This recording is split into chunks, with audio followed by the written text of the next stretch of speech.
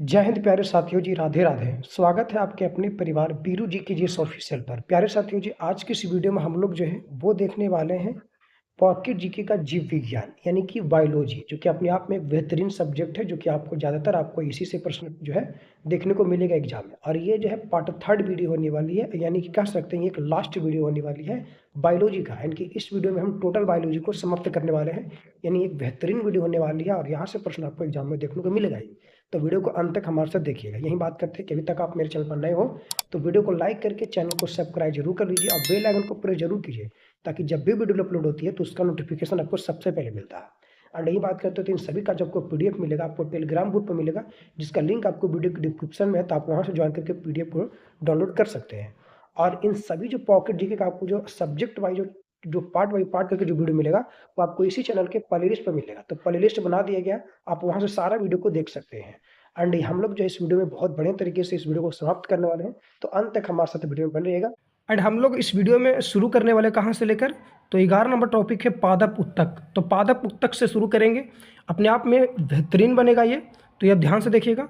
And ये अगर बात करते हैं लेकर, तो इससे जितने भी टॉपिक पहले हैं ऑलरेडी पिछले वीडियो में हम लोग देख चुके हैं, तो वो देख लीजिएगा। पादप उत्तक से जो है हर एक एग्जाम में प्रश्न पूछे जा रहे हैं, तो ध्यान से देखिएगा। पादप में दो प्रकार के उत्तक पाए जाते हैं, एक होता है विभाज्योतिक उत्तक और एक होता है अस्थायी उत्तक। तो ये ध्यान दीजिएगा।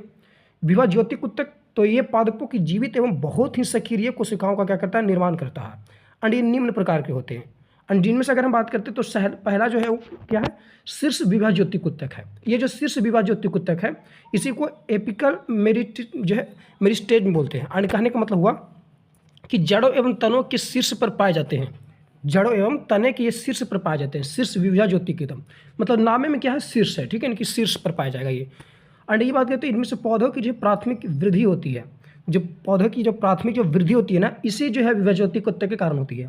एंड पौधे की जैसे लंबाई में वृद्धि हो गया, एंड इसी उत्तक से होती है। पत्ते की कक्षस्थ जो है कलिका में भी यही उत्तक जो है निर्माण होता है, इनकी मौजूद होता है। अब बात करते हैं पार्श्व विभाज्योतिक को लेकर, यानी लेटरल जो है मेरिस्टेमिज को लेकर। यह प्राय जो है द्विबीजपत्री बोल सकते हैं, पादपों की जड़ एवं तने के पार्श्व भाग में पाया जाता है। पार्श्व भाग होती है उनमें यह पाया जाता है, और एक तरह से बोल सकते द्विबीजपत्री जो है पादपों की जड़ों एवं तने के पार्श्व भाग में। एंड ये बात की जैसे कि संवहन उत्तक की जो है, बोल सकते हैं संवहन उत्तक की एक आधा तथा कॉर्क एक धा जो है, ये इसमें आपको देखने को मिल जाएगा। एंड ये बात करते हैं अंतर्वेशी विभाज्योतिक उत्तक। इन कहने का मतलब कि जैसे कि घास, कुल तथा जो है पुदीनों की पर जो है संधि पर ये पाए जाते हैं, ठीक है। कौन, अंतर्वेशी विभाज्योतिक उत्तक। एक होते हैं प्राक विभाज्योतिक उत्तक, जैसे कि मूलांकन एवं प्रांकुर में ये देखने को आपको मिल जाएगा, तो ये ध्यान दीजिएगा। जिनमें से अगर हम बात करते हैं लेकर सबसे पहले तो वह प्राथमिक विभाज्योतिक उत्तक, जैसे कि शीर्ष विभाज्योतिक उत्तक, प्राक जो है विभाज्योतिक अंतर्वेशी विभाज्योतिक होती है। द्वितीय विभाज्योतिक उत्तक जैसे कि पार्श्व विभाज्योतिक कहलाती है, यही द्वितीय जो है विभाज्योतिक उत्तक कहलाती है। अब सबसे बड़ा इंपॉर्टेंट पड़ेगा आपको यहाँ से अस्थायी उत्तक के बारे में, जिसे परमानेंट टिश्यू बोलते हैं। एंड कहने का मतलब कि ये परिपक्व कोशिकाओं के बने होते हैं, जिसमें विभाजन की क्षमता इसमें नहीं होती है, तथा विभिन्न जो है कार्यों को जो है करने के लिए विभेदित होती जाती है। एंड कहने का मतलब कि अस्थायी उत्तक आपको डायरेक्ट याद रखना कि ये दो प्रकार की होती है, ठीक है, जिसमें से एक होती है सरल उत्तक, ये आपको ध्यान देनी है। अब सरल उत्तक की बात करते हैं तो ये भी इसमें जो है अनेक प्रकार का आएंगे, और वो सभी प्रकार आपको याद रखनी है। जैसे कि एक हो गया, क्या हो गया, सरल उत्तक हो गया, ठीक है। और एक अगर बात करते हैं लेकर तो जटिल उत्तक होती है, ठीक है। जटिल उत्तक की बात करते हैं तो आप ये देखिए दो प्रकार की ये भी होती है, ठीक है। अस्थायी उत्तक में ही दो प्रकार के उत्तक होगा, एक सरल उत्तक और एक जटिल उत्तक। जटिल उत्तक की अगर बात करते हैं तो याद रखिएगा दो प्रकार के, जबकि सरल उत्तक जो होती है वो तीन प्रकार की होती है, ठीक है। तो ये ध्यान देनी है। जटिल उत्तक में फ्लोएम हो जाएगा, जो फ्लोएम की बात करते हैं लेकर उत्तक हो तो ये हो जाएगी, और एक होता है जाइलम को लेकर, ठीक है। तो फ्लोएम और जो जाइलम एक ऐसी उत्तक है, तो ये बोल सकते हैं कि जटिल उत्तक है। और सरल उत्तक की बात करते हैं तो एक होता है मृदु उत्तक, इसी को बोलते हैं पेरेनकाइमा। तो ज़्यादातर आपको यही जो है नाम देखने को मिलेगा, इंग्लिश वाला ही, तो आप याद रखिएगा। अब ये कहने का मतलब कि सरल उत्तक जो होते हैं ये एक ही प्रकार की कोशिकाओं के बने होते हैं, एंड एक ही प्रकार की कोशिका का बना रहेगा। जिसमें अगर बात करते हैं मृदु उत्तक को लेकर पेरेनकाइमा, तो ये सक्रिय कोशिकाएं हैं, याद रखिए, मोस्ट इंपॉर्टेंट बनेगा। जैसे कि ये मृदु उत्तक जो है पेरेनकाइमा, एक होते हैं आपको याद रखना है आपको, जैसे कि अगर हम बात करते हैं स्क्लेरेनकाइमा, ठीक है। और ये जो इसकी उत्तक जो होती है कैसे होती है, मतलब कि मृत होती है, यानी मरा हुआ था, डेड जो है टिश्यू होती है, डेड सेल होता है बिल्कुल, ठीक है। तो ये क्या हुआ, सक्रिय यानी कि एक्टिव कोशिका होगी। तो मृदुत पेरेन्काइमा क्या होगा, सक्रिय कोशिका होगी।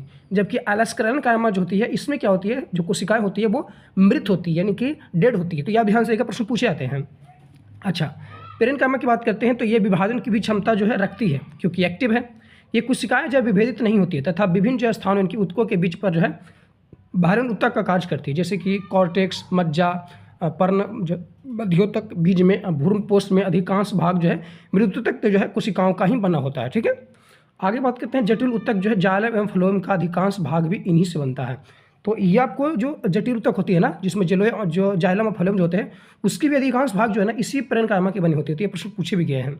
एंड ये जो उत्तक भोजन का संचय का कार्य करता है, तो भोजन का संचय का कार्य करने वाला पेरेन्काइमा हो जाएगा। एंड जलीय पौधे में जो है कॉर्टेक्स की मृदुतक जो है कोशिकाओं के बीच बड़े बड़े जो है अंतरकोशिकीय स्थान होते हैं, जिनमें वायु परागण जो है संग्रह से जो है पौधे प्लावित अवस्था में तैरते रहते हैं। यहाँ जो है बोल सकते हैं इसे यहाँ जो है वायुक्त यानी कि एरेन्काइमा कहते हैं, जैसे कि जलकुंभी हो गया। ठीक है, तो ये आपको एग्जाम्पल देखने को मिल जाएगा। अच्छा, अगर ये बात करते हैं लेकर, तो आगे ध्यान से देखिएगा, वो है स्थूल कोण ऊतक, यानी कि इसी को बोलते हैं कोलेनकाइमा। तो कोलेनकाइमा और ये स्क्लेरेनकाइमा भी याद रखिएगा। ठीक है, देखिए एक अगर बात करते हैं यहाँ पे लेकर, तो क्लोरेनकाइमा, एक कोलेनकाइमा होता है, ये जो है ना कोलेनकाइमा है, एक होता है क्लोरेनकाइमा। क्लोरेनकाइमा जो है ना ये पेरेन्काइमा का भाग है, पेरेन्काइमा का ही भाग है, पेरेन्काइमा का ही भाग है ये। ठीक है, तो ये आप याद रखिएगा। अच्छा, जैसे कि अगर बात करते हैं एक कोलेनकाइमा को, ये कोलेनकाइमा एक क्लोरेनकाइमा होता है, वो आप याद रखिएगा। तो ये कोलेनकाइमा है। तो कोलेनकाइमा की बात करते हैं तो इसकी कोशिकाएं जो है जीवित होती है, इनकी ये भी क्या होती है, एक्टिव होता है। एंड अंतरकोशिकीय कोण पर जो है सेलुलोज तथा पेक्टिन का जो है जमा पाया जाता है। मुख्य कार्य इसका जो है पौधों को संबल तथा यांत्रिक शक्ति की प्रदान करना, किसका है, स्थूल कोण ऊतक का, कोलेनकाइमा का ये कार्य है। ठीक है, अब यही बात करते हैं दृढ़ ऊतक, नाम ही दृढ़, दृढ़ मतलब स्क्लेरेनकाइमा, यानी कि दृढ़ मतलब कोई चीज़ को जो है दृढ़ करता हो, कठोर करता होगा। इनका मतलब यह दृढ़ ऊतक तंतु जो है तथा दृढ़ कोशिकाओं से बनती है। एंड ये परिपक्व में जो है इनमें कोशिका भित्ति पर जो है लिग्निन का जमाव होता है, याद रखिएगा। इसके जो कोशिका भित्ति पर जो जमाव होता है किसका होता है, लिग्निन का होता है, प्रश्न पूछा गया है, जिससे जो है मृत हो जाती है। एंड लिग्निन जो है युक्त होने के कारण इनके जो है तंतु अत्यधिक दृढ़ होते हैं। दृढ़ कोशिकाएं जो है स्टोन सेल प्राय बेलनाकार एवं लिग्नीकृत कोशिकाएं होती है। अमरूद, नाशपाती के फल में जो है खाने पर जो करकराहट आती है ना, ये इन्हीं सेल की बनी होती है। जैसे कि अगर बात करते लेकर अखरोट ले लीजिए आप, ठीक है, अखरोट में देखते होंगे आप लोग, तो उसको तोड़ने के लिए बल्ब का प्रयोग किया जाता है। ठीक है, तो वो जो उसके बाहर का जो आवरण होता है ना, वो इसी जो है बोल सकते हैं स्क्लेरेनकाइमा का बना होता है। तो आप याद रखिएगा। ठीक है, इसी कुछ तक जो है ऊतक से लेकर, ठीक है, बना हुआ रहता है। तो इसे भी आपको याद रखनी है। अगर आप किसी भी जो है टीचर या किसी भी जो है पब्लिकेशन बुक का अगर आपको PDF चाहिए, तो आप जो है 94 30 53 48 79 पर जो है व्हाट्सएप मैसेज कर सकते हैं, और मात्र जो है आपको एक बुक का PDF 21 रुपये में मिल जाएगा। यानी कहने का मतलब कि आप इसमें से जो है किसी भी जो है बुक का अगर PDF प्राप्त करना चाहते हैं, तो मात्र जो है आप सिर्फ 21 रुपये में जो है आप प्राप्त कर सकते हैं, चाहे वो कोई भी बुक हो। ठीक है, तो ये सभी अपने में आप बेहतरीन बुक है। अगर आप किसी भी एग्जाम की तैयारी करना चाहते हो, चाहे UPSC हो, PCS हो, ये सिर्फ आपको डेमो में दिया गया है।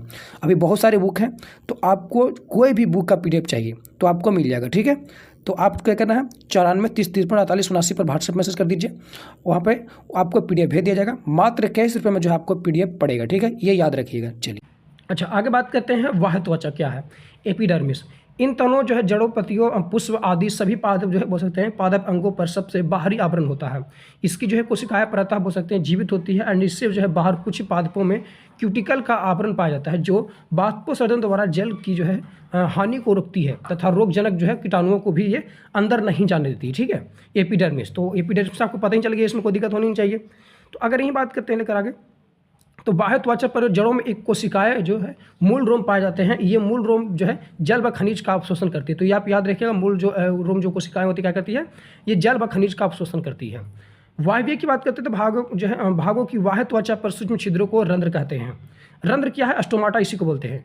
तो यह दो जो है बोल सकते हैं दो द्वार कोशिकाओं से जो है बनता है, और ये बिक्रा बोल सकते हैं कि बिक्रा जो कार है वो किडनी जो शेपड होती है। ठीक है, इसका मतलब आकार को लेकर बात करें तो।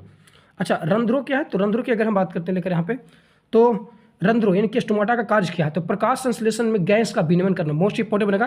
देखिए यहाँ पे प्रकाश संश्लेषण में गैस का विनिमय की बात कर रहा है, जिसमें CO2 अंदर, अब O2 क्या होता है, बाहर जाता है। यही श्वसन में क्या होता है, O2 अंदर जाता है जबकि CO2 बाहर आता है। तो ये आपको याद रखना, कन्फ्यूजन नहीं होनी है। ठीक है, एंड वाष्पोत्सर्जन के दौरान जो है जलवाष्प को बाहर निकालते हैं, तो ये भी रंध्र के द्वारा ही होता है। तो इसमें 3 आपको देखना याद रखना है कि प्रकाश संश्लेषण में गैस को जो विनिमय होता है वो CO2 अंदर जाता है जबकि O2 बाहर आता है, याद रखिए। यहीं पे श्वसन में क्या होता है कि O2 अंदर जाता है, CO2 बाहर निकलता है, ठीक है। और वाष्पोत्सर्जन के दौरान जो है जलवाष्प को बाहर निकालते हैं। तो इसमें आपको याद रखना बहुत इंपॉर्टेंट बनेगी। और यही अगर बात करते हैं लेकर आगे को लेकर, तो कहा जाता है कि जटिल ऊतक क्या है। अब जटिल ऊतक की बात करते हैं तो ये विभिन्न प्रकार की कोशिकाओं से बनते हैं। जैसे मैंने बताया था आपको, एक जाइलम होता है, एक फ्लोएम होता है, और दोनों संवहनी ऊतक हैं। जिसमें जाइलम की बात करते हैं लेकर, तो इसे जो है दारू ऊतक भी कहते हैं, इसे प्राय कास्ट यानी कि वुड भी कहते हैं। 75% भाग बोल सकते हैं कि इसकी जो है जीवित होती है, और मृत कितनी होती है, 25%। नहीं, देखिए 75% जो भाग होते हैं इसकी मृत होती है, और 25% भाग होती है जीवित होती है। यानी कि हम इसको नहीं कह सकते हैं कि हाँ ये पूरी तरह से ये मृत होता है या फिर पूरी तरह से ये एक्टिव ही होता है, ठीक है। मतलब कुछ भाग जीवित और कुछ भाग की बात करते हैं तो ये जो है एक्टिव होती है, इनकी डेड होती है। अब इसमें बात करते हैं तो इसमें 4 प्रकार की कोशिकाएं पाई जाती है। एक वाहिनिकाएं होती है, तो याद रखिएगा जाइलम में 4 प्रकार की कोशिकाएं पाई जाती है, वो बहुत इंपॉर्टेंट होती है। एक जिसमें से क्या कहता है अब वाहिनिकाएं, ठीक है। अब ये लंबे जो है नलिकार नुकीली कोशिकाएं हैं। परिपक्व होने पर जो है लिग्निन के जवाब से ये मृत हो जाती है। आवृत्ति जो है बीजियोस में जो है वाहिनिकाएं कम, वाहिकाएं ज़्यादा होती है। वाहिकी की जो है लुमेन गुहा जो है चौड़ी होती है एंड वाहिनिकाओं से जो है वाहिका की लुमेन गुहा जो होती है क्या होती है, गुहा जो होती है चौड़ी होती है। अब बात करते हैं एक और है बहिकाएं। देखिए बहिनिकाएं देख ली हम लोग, वाहिनिकाएं देख ली, एक बहिकाएं होती है इन बेसल्स। ये छोटी तथा चौड़ी नलिका के समान होती है एंड ये लंबी दूरी तक जो है लंबे पादपों में पानी के संवहन के लिए आदर्श संरचना है, और ये मृत होती है, इनकी डेड होती है। फिर एक काष्ठ मृत ऊतक का, यानी कि इसका जो है प्रमुख कार्य अगर बात करते लेकर स्टार्च एवं जो है वश्य पदार्थों का ऊर्जा के लिए जो है संचय करना तथा जल परिवहन में सहायता करना, ये जीवित होती है। तो इसमें कोई आपको दिक्कत नहीं होनी चाहिए। अच्छा, यहीं अगर बात करते लेकर तो एक और है काष्ठतंतु। ये पौधों को जो है अतिरिक्त यांत्रिक संबल जो है प्रदान करते हैं और ये मृत होते हैं। क्या होता है, ये भी मृत होते हैं। तो इसमें कुछ मृत देखने को मिलेगा आपको, कुछ जो है जीवित देखने को मिलेगा, एक्टिव देखने को मिलेगा। अच्छा, जाइलम के प्रमुख कार्य क्या होंगे, तो जल एवं खनिज लवण जो है इनके बोल सकते हैं अकार्बनिक पदार्थों का जो है भूमि से पादप के विभिन्न भागों इनकी तना, पत्ती, शाखा आदि तक जो ऊपर की ओर पहुंचाना है। एंड जाइलम अकार्बनिक पदार्थों का संवहन करता है। यानी कहने का मतलब ये होगा कि अकार्बनिक पदार्थ, या फिर बोल सकते हैं कि जल एवं खनिज का जो परिवहन करने वाला है ऊतक है वो कौन है, जाइलम ऊतक है। यानी कि इसका कार्य है। तो जल से जाइलम, जल से जल, डायरेक्ट याद रखिएगा, जल से जाइलम, जल से जल हो गया, ठीक है। और एक और होती है फ्लोएम, ठीक है, तो ये भी आप याद रखिएगा, ठीक है। अब फ्लोएम की अगर हम बात करते हैं तो ये भी आप ध्यान से देखिए, जिससे पौधों को जो है यांत्रिक ये क्या करता है, दृढ़ता प्रदान भी करता है जाइलम। आ गया फ्लोएम, यह एक प्रकार का संवहनी ऊतक है। इसमें 4 प्रकार की जो है बोल सकते हैं कोशिकाओं का भी पाई जाती है। जैसे चांदनी नलिकाएं हो जाएगा, सखी शाखाएं कोशिका हो जाएगा, फ्लोएम जो है मृतक हो जाएगा, फ्लोएम तंतु हो जाएगा। और इसमें जो है 75% जीवित और 20 जो है बोल सकते हैं 25% मृत होती है। कॉर की बात करते हैं तो दवाइयों की बोतल एवं अन्य बोतलों के जो ढक्कन बनाए जाते हैं। अंडिया काष्ठीय पौधे से प्राप्त होते हैं। तो कॉर जो बता सकते हैं कि अगर बात करते हैं बोतल के ढक्कन बनाए जाते हैं, दवाइयों की जो बोतलें जो बनाई जाती है वो कॉर के माध्यम से बनाई जाती है। और ये बात करते हैं तो व्यावसायिक जो है रूप से कॉर्क कवेरकस यानी कि सुवेर जो है नामक वृक्ष के तने से प्राप्त होता है। तो ये भी याद रखिएगा कि कॉर्क जो है बोल सकते हैं कि कवेरकस सुवेर जो है नामक अगर बात करते हैं लेकर वृक्ष से के तने से ये प्राप्त होते हैं, ठीक है। यहीं अगर हम बात करते हैं लेकर वार्षिक बलय को लेकर, यह द्वितीय जो है वृद्धि के कारण काष्ठीय पौधे के तने में बनती है। इनकी संख्या को जो है गिनकर वृक्षों की आयु का पता लगाया जाता है। किसके कारण, तो अगर हम बात करते हैं कि वृक्षों की आयु जो पता लगाया जाता है ना, वो इसी वार्षिक बलय के द्वारा लगाया जाता है, ठीक है। तो याद रखिएगा डेंड्रोकोनोलॉजी, ये वृक्षानुकरण क्या है, तो यह पादप विज्ञान की एक शाखा है जिसमें काष्ठीय जो है पादपों के तने में बनी वार्षिक बलय को गिनकर वृक्षों की आयु का पता लगाने का ये अध्ययन किया जाता है। तो इसमें कोई दिक्कत आपको नहीं होनी चाहिए। अच्छा, जैसे हमने बात करते हैं यहाँ पे लेकर आपको पादप हार्मोन, पादप ऊतक देखें, हमें पादप हार्मोन देखेंगे, ठीक है। अगर ही बात करते हैं पादप हार्मोन को लेकर, तो पहला है हार्मोन शब्द का जो है प्रयोग सर्वप्रथम बैलियस तथा स्टर्लिंग ने किया था। इसमें सबसे पहले बात करते हैं एक है ऑक्सीजन हार्मोन। ये देखिए यहाँ से हार्मोन से जो आपको प्रश्न देखने को मिलेगा एग्जाम में, तो स्किप नहीं करनी है, बिल्कुल नहीं करनी है। तो ऑक्सीजन हार्मोन की बात करते हैं तो खोज इसकी किया गया था 1880 ईस्वी में, डार्विन ने किया था। इसका सबसे जो अधिक निर्माण है वो वर्धी सिरों के जो है शीर्ष भागों पर होता है। तने में यह जो है वृद्धि प्रेरित करता है, जबकि जड़ में उतनी ही सांद्रता पर जो है वृद्धि को अवरुद्ध करता है। मतलब जैसे कि ये तने को जो है ना भाग है, ठीक है, तो ये नीचे की ओर लग जाएगा और ऊपर की ओर क्या करेगा, ऑक्सीजन हार्मोन जो है तना वृद्धि करेगा। इनकी हम कह सकते हैं कि वृद्धि हार्मोन है, ठीक है। तो याद रखिएगा। और यही बात करते हैं लेकर आगे को, तो कहा जाता है कि कार्य क्या है इसका, तो अग्रीय प्रभाविता, ठीक है, जिसके प्रभाव से जो है केवल अग्रस्त कलिका में वृद्धि होती है, इनके आगे वाले कलिका में वृद्धि होती है, तथा अकस्त जो है कलिका इनकी पार्श्व भाग में जो वृद्धि अवरुद्ध होती है, तथा पेड़ जो है केवल लंबाई में ही बढ़ता है। तो ये आपको ध्यान देनी है। आगे बात करते हैं, प्रकाशानुवर्तन में सहायक है, क्योंकि पौधों को एक पार्श्व दिशा ही जो है प्रकाश दिया जाए तो वे प्रकाश की ओर झुक जाते हैं, क्योंकि प्रकाश की तरफ जो है वाले भाग में ऑक्सीजन निष्क्रिय हो जाता है, तथा दूसरी तरफ जो है ऑक्सीजन की सांद्रता ज़्यादा होने से वह भाग जो है अधिक वृद्धि करता है तथा पादप प्रकाश की तरफ झुक जाता है। यानी कहने का मतलब जिस ओर जो है प्रकाश रहेगी ना, उस और जो ऑक्सीजन हार्मोन है वो ज़्यादातर जो है वृद्धि करेगा, और जिसके कारण कि ज़्यादातर जो जिस ओर प्रकाश मिलती है उस ओर जो है हम बात करते हैं कि किसी पादप का जो सिरा जो भाग होती है वो झुका हुआ रहता है। तो ये आप ध्यान दीजिएगा। आगे है गुरुत्वानुवर्तन में सहायक, जड़ निर्माण में। तो नीचे की ओर क्या हुआ, हमारा गुरुत्वानुवर्तन हो गया, हो नहीं हुआ, यानी कह सकते हैं कि जड़ निर्माण में। तो अत्यधिक कम सांद्रता में जड़ एवं इसकी शाखाओं के जो है निर्माण में सहायक है, परंतु अधिक मात्रा में जड़ की वृद्धि को ये रोकता है। जैसे गुलाब की कलम लगाते समय इसकी जड़ों पर जो है ऑक्सीजन छिड़कते हैं, तो ये आपको ध्यान देनी है। आगे बात करते हैं तो विलगन को रोकना, तो पत्तियों एवं फलों को जो है विलगन की टूटने पर जो है नियंत्रण करता है, और इसकी कमी से जो है पत्तियां एवं फल झड़ जाते हैं। ठीक है, आगे है अनिषेक फलन में उपयोग किया जाता है। बिना निषेचन के फल को क्या बोलते हैं, अनिषेक फलन बोलते हैं। जैसे कौन है, तो बीज रहित फलबो जो है फलोत्पादन में सहायक होता है। जिब्रेलिन क्या है, इसकी खोज 1926 ईस्वी में कुरोसोवा ने किया था। इसे जिब्रेला बोल सकते हैं फ्यूजोरोकाई जो है नामक कवक से प्राप्त किया गया था। ठीक है, तो ये आपको याद रखनी है। अच्छा, इसकी कार्य की अगर बात करते हैं लेकर, तो जैसे बौनी जातियों के पौधे के जो है तनों में वृद्धि करता है, याद रखनी है। और यह जो है बीजों की प्रसुप्ति को जो तोड़कर उनके अंकुरन में मदद करता है। बीज रहित फल के निर्माण में सहायक, जैसे ऑक्सीजन से जो 5 गुना ज़्यादा सहायक होता है। साथ ही पुष्पन में जो है भी सहायक होती है। आगे जो हार्मोन है वो साइटोकाइनिन है। ये सभी आपको पादप हार्मोन में देखने को मिलेगा, तो आप याद रखिएगा। पूछेगा प्रश्नार्थ में से आपसे प्रश्न कि इनमें से कौन जो है पादप हार्मोन है, और एक बार नहीं अनेक बार ये प्रश्न पूछा गया है। कुछ जो है मादा का जो है हार्मोन दे दिया रहेगा, कुछ पुरुषजन का जो है हार्मोन दे दिया रहेगा, और कुछ पादप हार्मोन का जो है दे दिया रहेगा। अब पूछेगा इनमें से कौन जो है पादप हार्मोन है, तो ये आपको ध्यान देनी है। अब सबसे पहले बात करते हैं साइटोकाइनिन। इसकी खोज जो है मिलर ने 1955 में की थी। इसकी प्रमुख कार्य है कोशिका विभाजन को प्रेरित करता है, जीर्णता का विलंबन करता है, बीज प्रस्तुतता को क्या करता है, तोड़ता है। एथिलीन हार्मोन, यह एकमात्र गैसीय प्राकृतिक वृद्धि नियंत्रक हार्मोन है। कौन, एथिलीन हार्मोन। कैसी है, गैसीय प्राकृतिक, याद रखिएगा। एंड मुख्य कार्य इसका फलों को पकाने में काम आता है। तो एक यहाँ से याद रखिएगा आप एथिलीन को लेकर। एथिलीन क्या करता है, प्राकृतिक रूप से जो है ये क्या करता है, फलों को पकाता है। और एक होता है acetylene hormone. Acetylene hormone, acetylene hormone. तो एसिटिलीन हार्मोन और एथिलीन हार्मोन ये दोनों आपको याद रखना। जबकि एसिटिलीन हार्मोन जो है ये कृत्रिम रूप से जो है फलों को पकाने में कार्य करता है। तो ये दोनों आपको याद रखने, क्योंकि प्रश्न यहाँ से पूछे ही जाते हैं। अच्छा, अगर हम बात करते लेकर, तो ध्यान दीजिएगा, वो आपके सामने देखने को मिलेगा कि एस्विस्पिक जो है ना, ये याद रखिएगा, एब्सिसिक अम्ल। ठीक है, तो ये देख लिए हम लोग। अब एब्सिसिक अम्लों का ध्यान लेकर, तो एब्सिसिक जो अम्ल है यह एक वृद्धि रोधक अम्ल है, कि ये वृद्धि को क्या करता है, रोकता है। जैसे किसी की लंबाई बढ़ रही है ना, तो इसको रोकने में ये काम आएगा। ठीक है, और इसी अम्ल के कारण भी आपको पता होना चाहिए कि जो पेड़ से पत्ते हैं, ठीक है, जैसे कि हम लोग देखते हैं कि पेड़ से पत्ते गिर जाते हैं, लेकिन पेड़ से पत्ते को गिरने से रोकने के लिए इसे यही जिम्मेदार होता है। तो ये सभी आपको याद रखना है। जैसे कि यही बात करते लेकर, यह बीजों एवं कलियों के जो अंकुरन को असंदमित करके जो है उनके सुप्त बनाए रखता है। एंड ये फलों को जो है परिपक्व होने पर फलों के नीचे जो है गिरने से रोकने के लिए इसका बहुत सारे छिड़काव किया जाता है। मतलब होता है ना कि कोई फल ना गिरे और वो पेड़ में ही अटके रहें, तो उसके लिए इस जो है एब्सिसिक अम्ल का छिड़काव किया जाता है, क्योंकि ये वृद्धि रोक देगा, और रोक देगा तो वो फल वहीं पर पक जाएगा पेड़ में ही। तो ये आप याद रखिएगा। यह पुष्पन में जो बाधक है, इसीलिए इसका जो छिड़काव फलों के परिपक्व में भी जो है होने पर यह किया जाता है। तो ये भी आपको याद रखनी है। अच्छा, अन्य हार्मोन की बात करते हैं, तो कैलिस हार्मोन। ये हार्मोन पौधे में एक जो है अंग से स्रावित होता है तथा अन्य अंगों की जो है वृद्धि एवं कार्यों का ये नियंत्रण करते हैं।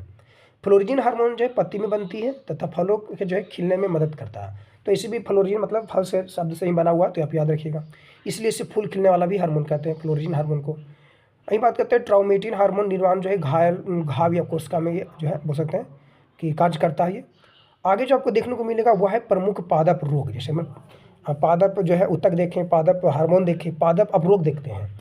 तो रोग की अगर बात करते हैं तो आप यहाँ से ध्यान से देखिएगा, आपके प्रश्न पूछे जाएगा, जिसमें जीवाणु जनित जो है पादप रोग, सिट्रक जो है कैकर, ये नींबू में होता है। फिर चावल की अंगमारी रोग, याद रखिएगा, विल्ट रोग हो गया। देखिए चावल में एक अंगमारी रोग होता है, याद रखिएगा, ठीक है। फिर विल्ट रोग हो गया, जो कि टमाटर में देखने को मिलेगा आपको, और आदि जो आलू में भी देखने को मिलेगा ये विल्ट रोग। वहीं पे बात करते हैं विषाणु जनित रोग कौन सी है, तो तंबाकू का जो है मौजक रोग, ये आपको पता होगा, मोस्ट इंपॉर्टेंट है। फिर आलू पोटैटो का जो है मौजक रोग हो गया। बंची रोग हो गया, जो कि केले और पपीते में देखने को मिलेगा, ठीक है।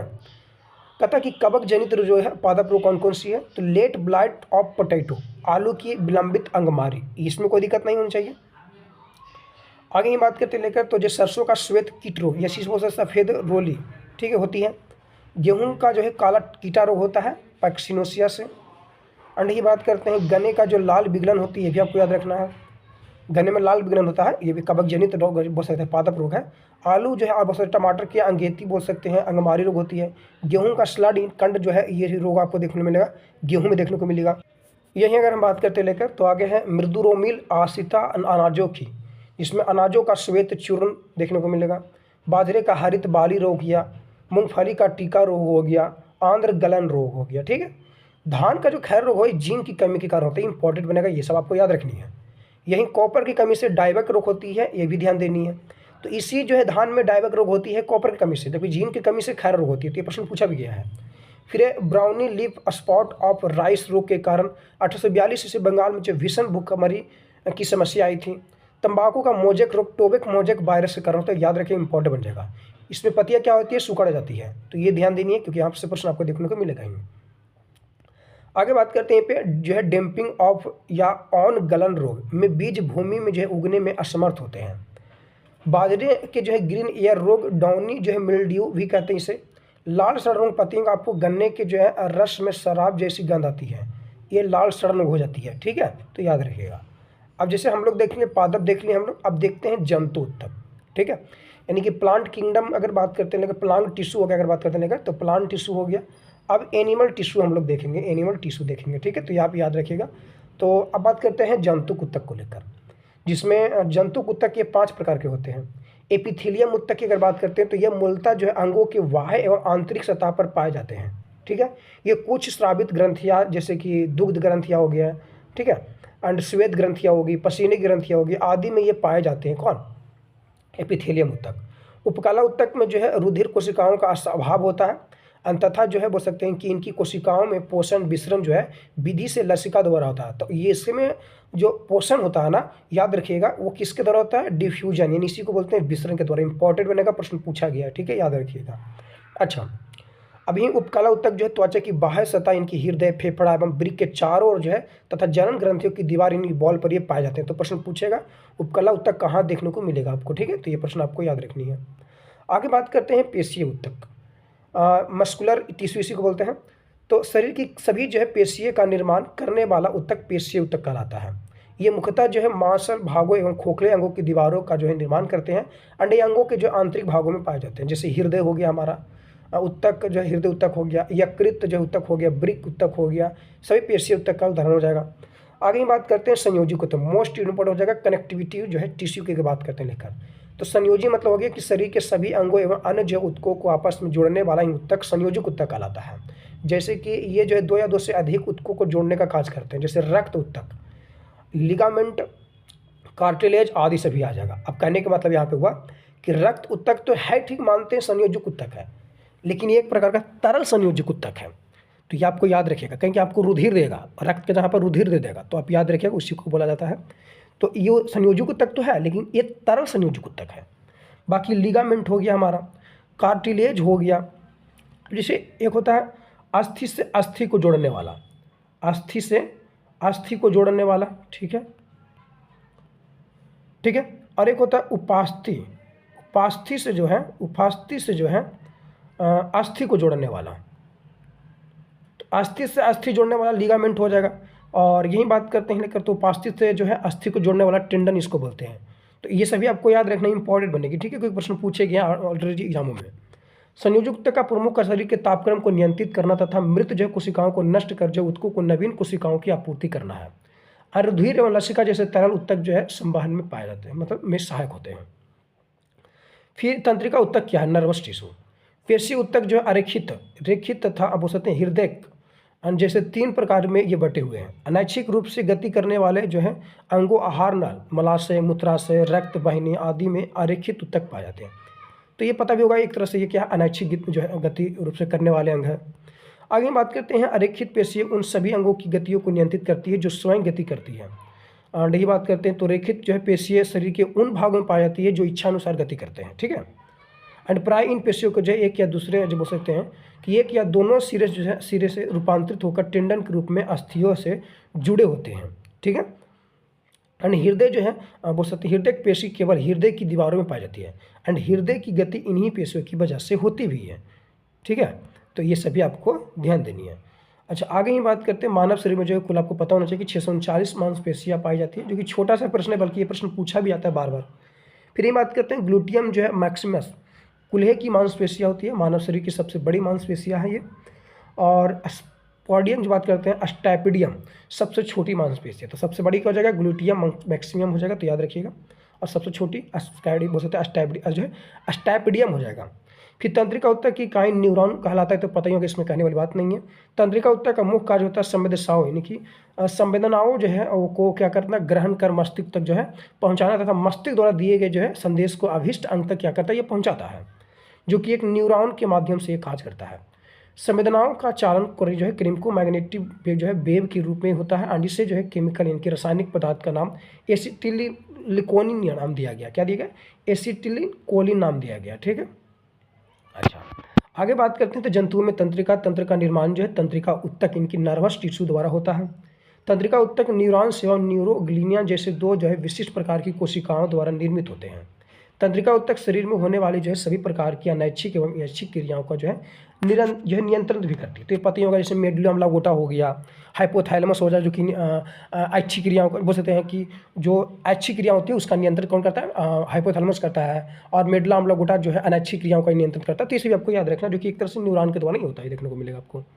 फिर यही बात करते हैं जन्म तक क्या है, रिप्रोडक्टिव टिश्यू क्या है। तो ये जन्म कोशिकाओं में पाए जाते हैं, यानी जन्म मतलब समझिए जो नर मादा हो गया हमारा क्या हो गया जन्म आ जाएगा।